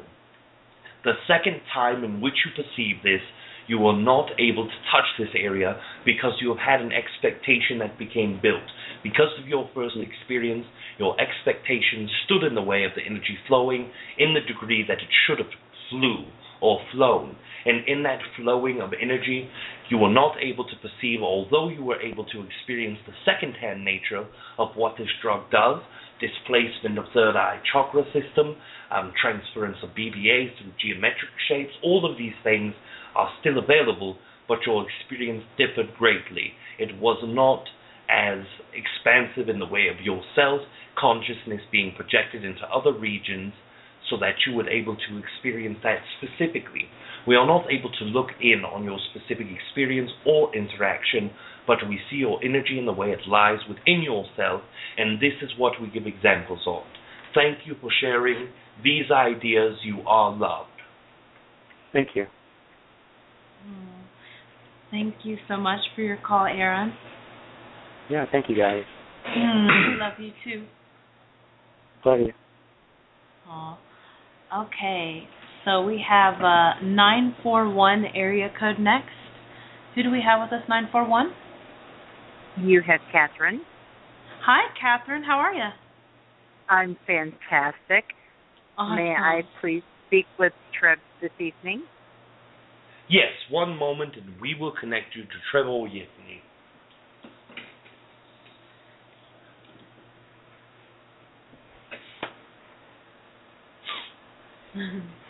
Yes! Good evening, Catherine. You are pure joy. Yes, and you are pure joy as well. I have been without a romantic partner for a very, very long time. And in the last couple of months, I have connected with someone, incidentally, also with the name of Aaron, not the same person you were just speaking to. That would have been really unique. Anyways, I feel such a connection with him. He has had a very similar experience that he has been without someone for a very long time, and it seems like we have just gravitated towards each other, and it feels very comfortable, and it feels like I've known this gentleman before, and want to know if you can shed any light on this relationship, past, present, or future. Yes! Let it express to you that normally we would ask your permission to look into your energy, and then we would look into this further, and then we would give you what we have. But let us express that you are wearing this energy on your sleeve, as is Erin, who is co-creating this with you. So let us express to you that there are two previous incarnations in which we are able to perceive. One of these incarnations is in a time period that you would deem to be mid-1700 level, and in this area you are in a Southern American region. You are still within one of the later remaining tribes, one who is not accepting and advancing the new European influence upon your region, and in this area you are both practicing medicinal shamanism, if you will, where you are helping others expand their consciousness, such as the previous caller was experiencing the entheogens that he was speaking of. In this area you are giving people entheogens, but you are also healing many of the physical ailments with medicinal plants, as well as with shamanistic drumming and singing and dancing. And in all of these areas, both of you share the shamanistic version. Both of you were able to help experience this and to share your own shamanistic energy. In that experience, you were the teacher of Erin. He was younger than you were, and you were the one who was teaching him. And as you begin to become very old in your later years, your connection and feeling that he was complete teacher and that he was able and willing to take over for you gave you a great amount of rest in your mind before you physically unincarnated. And in that experience you shared great love and great energy. And one energy that we are able to perceive before this is the time period that you would deem to be approximately 700 AD area. And in this area you are in the southern Rome region, both of you, for all intents and purposes, when expressing this, are very normal people. You are both traders of perhaps regular things that people would have in that time period, such as small amounts of food, clothing, such things as these. It was whatever you could get your hands upon, but for most intents and purposes, the basic necessities. And in your experience, you begin to integrate a relationship with people who are further outward, and one of these journeys had led both of you out to the eastern area, going out into India.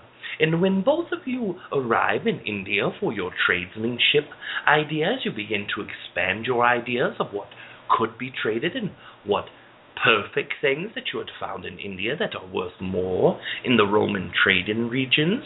You begin to integrate yourself with many locals there. Your first trip went quite swimmingly, although it was awkward.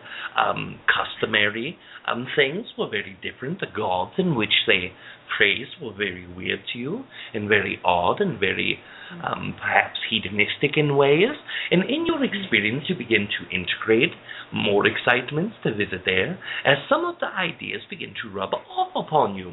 Now, as both of you, as dear friends, traveled for approximately the 7th trip, during that time period, you met an entity who explained to you what it was to incarnate and to reincarnate. And you begin to learn much of this reincarnation idea.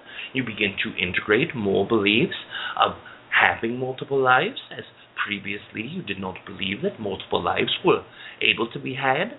And when you went back to your area in this Rome region, you did not express much of these ideas to others, as you believed that they would think of you to be crazy.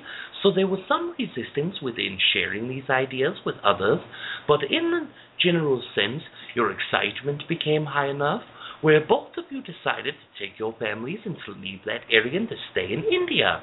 You stayed amongst with Indians for a very long period of time until both of you became older, and then the sons and daughters that you had wished to go back to Rome.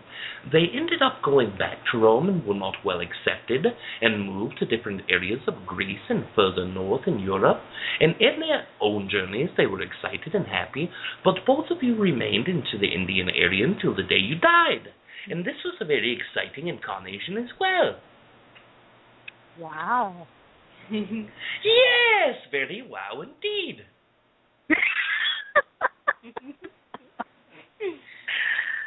Do you see this as I can't think of how to word this. Will this relationship continue to blossom the way it has so far? Let's express that as long as you place your excitement into co-creating with this entity, and you do not place too much expectations, the percentage of success rate in continuing this relationship will be to a much higher degree. But we do not wish to express that you can or cannot make expectations, or that you should or should not be excited, but as you are aware, these things are something that we would suggest you whether you are in a relationship or not. So by implementing these into your connection and vibration and relationship with this entity, your success rate will be at a much higher probability.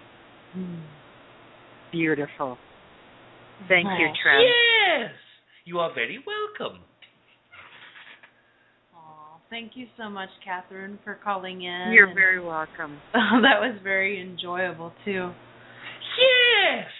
What we are experiencing and expressing is that there is time left for one last caller or one last question. For one more caller? All right. Yes! Oh, I thought that was Catherine. I'm so sorry about that. I want to just say thank you again, Catherine, for your call. We actually have 2 more callers on the line. Is there enough time to get them? I don't want to put you guys on the spot, but I'd hate for anybody to get left out. This is very dependent on the concept of how long it takes and what questions there are. Aridif seems to be more stringent upon this idea, but I am not minding so much to connect.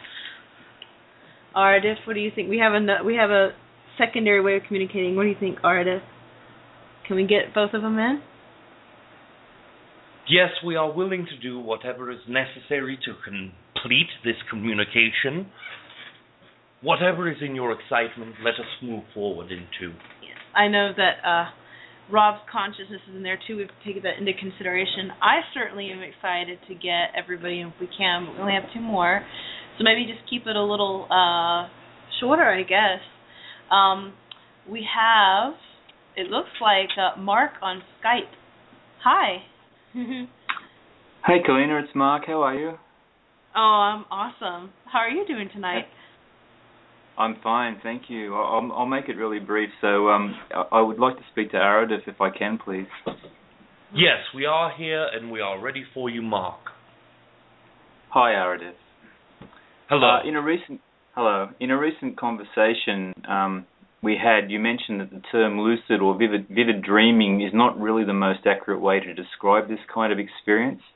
I was just wondering if you could run through step by step what's occurring when we achieve the lucid dream state, and what are the particular advantages as far as making contact with entities and experiences from the fifth and sixth densities, please. Yes, what we can express to you in the most simplest terms, and for brevity's sake, we will express that in your dream state you are astrally projecting. What this entails is your third eye consciousness.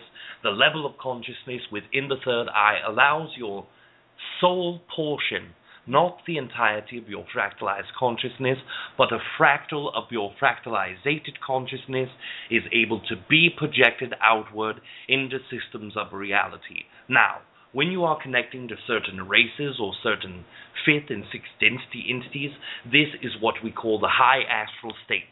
There is a low astral state, which is nothing more than an outer body experience while your physical body is sleeping, but continuing the high fractalized consciousness is able to interpret the high fractalized dream state or high astral projected dream state by moving its physical body into existences in which is it completely comfortable to move around at will.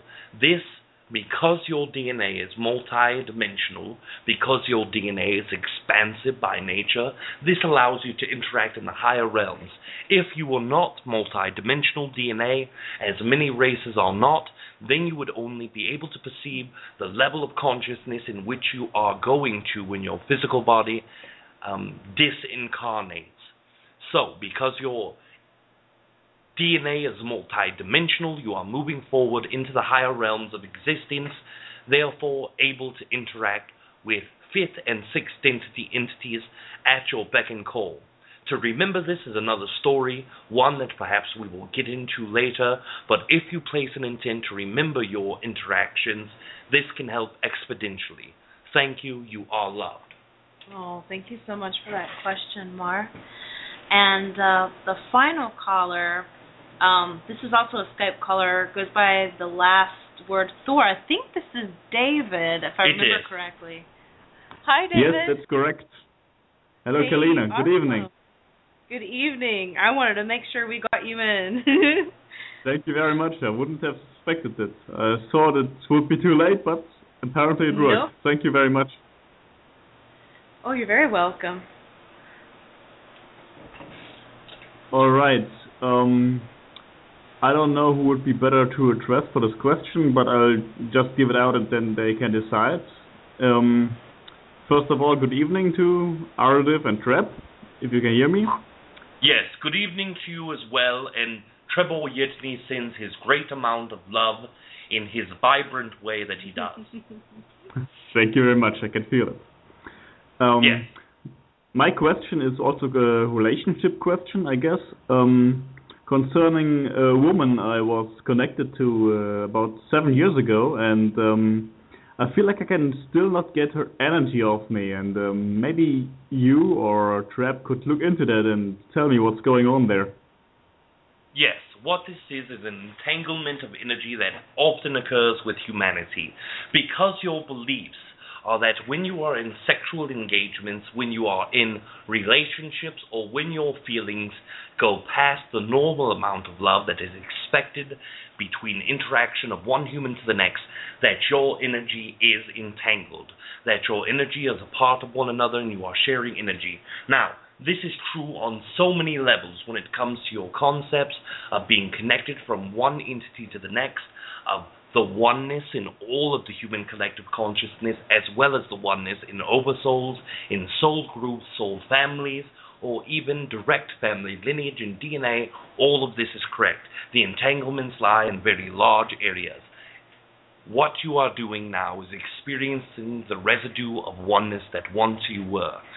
If this is uncomfortable for you, if this makes you feel negative, there are many things you can do to segregate this, but what we suggest to you is by finding a way to integrate your excitements and love for this entity, knowing that that connection is there for a reason and for an attribute of oneness within yourself, then what we would do, had we been in your shoes proverbially, is by stepping into the energy in acceptance, understanding why it is connected, but more so, understanding the reason that it is affecting you in the way that it does.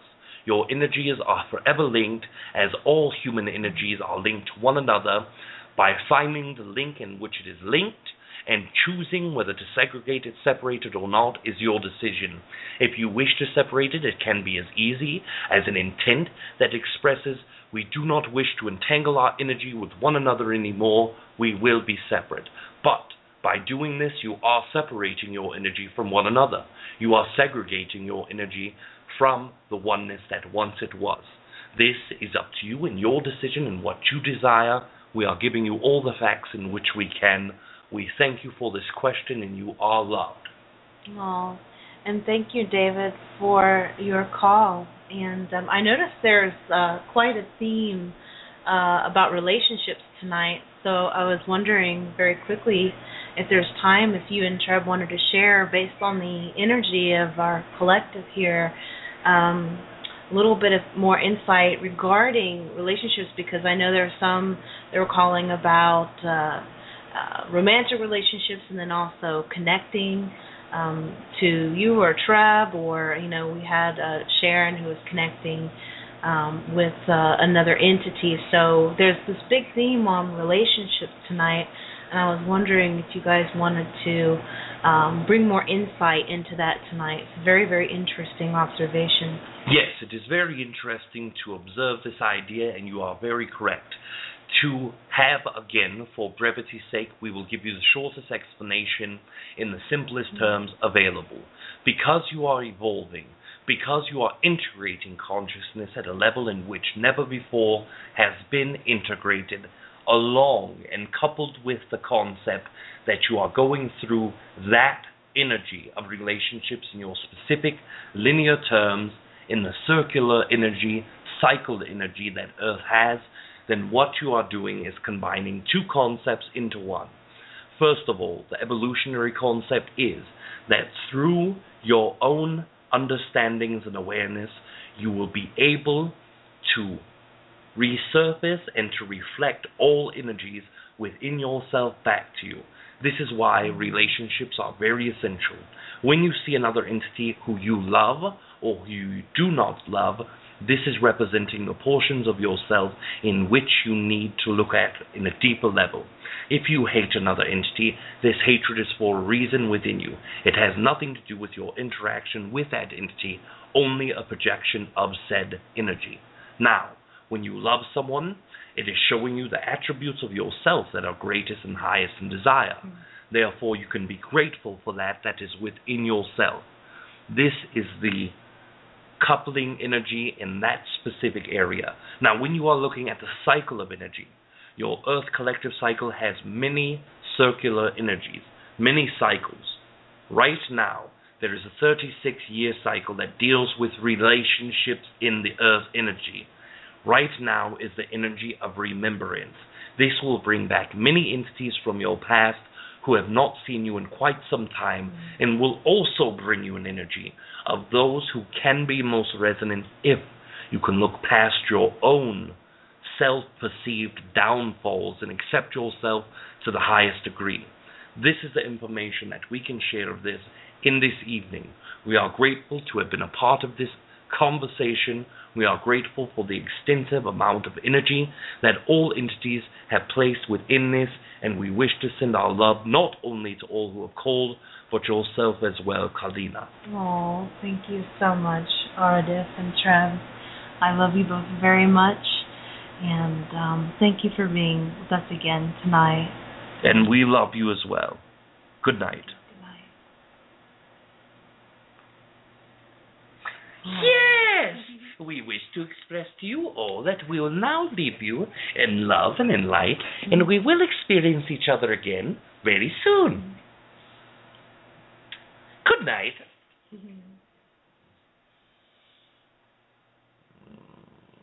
Hello, welcome back.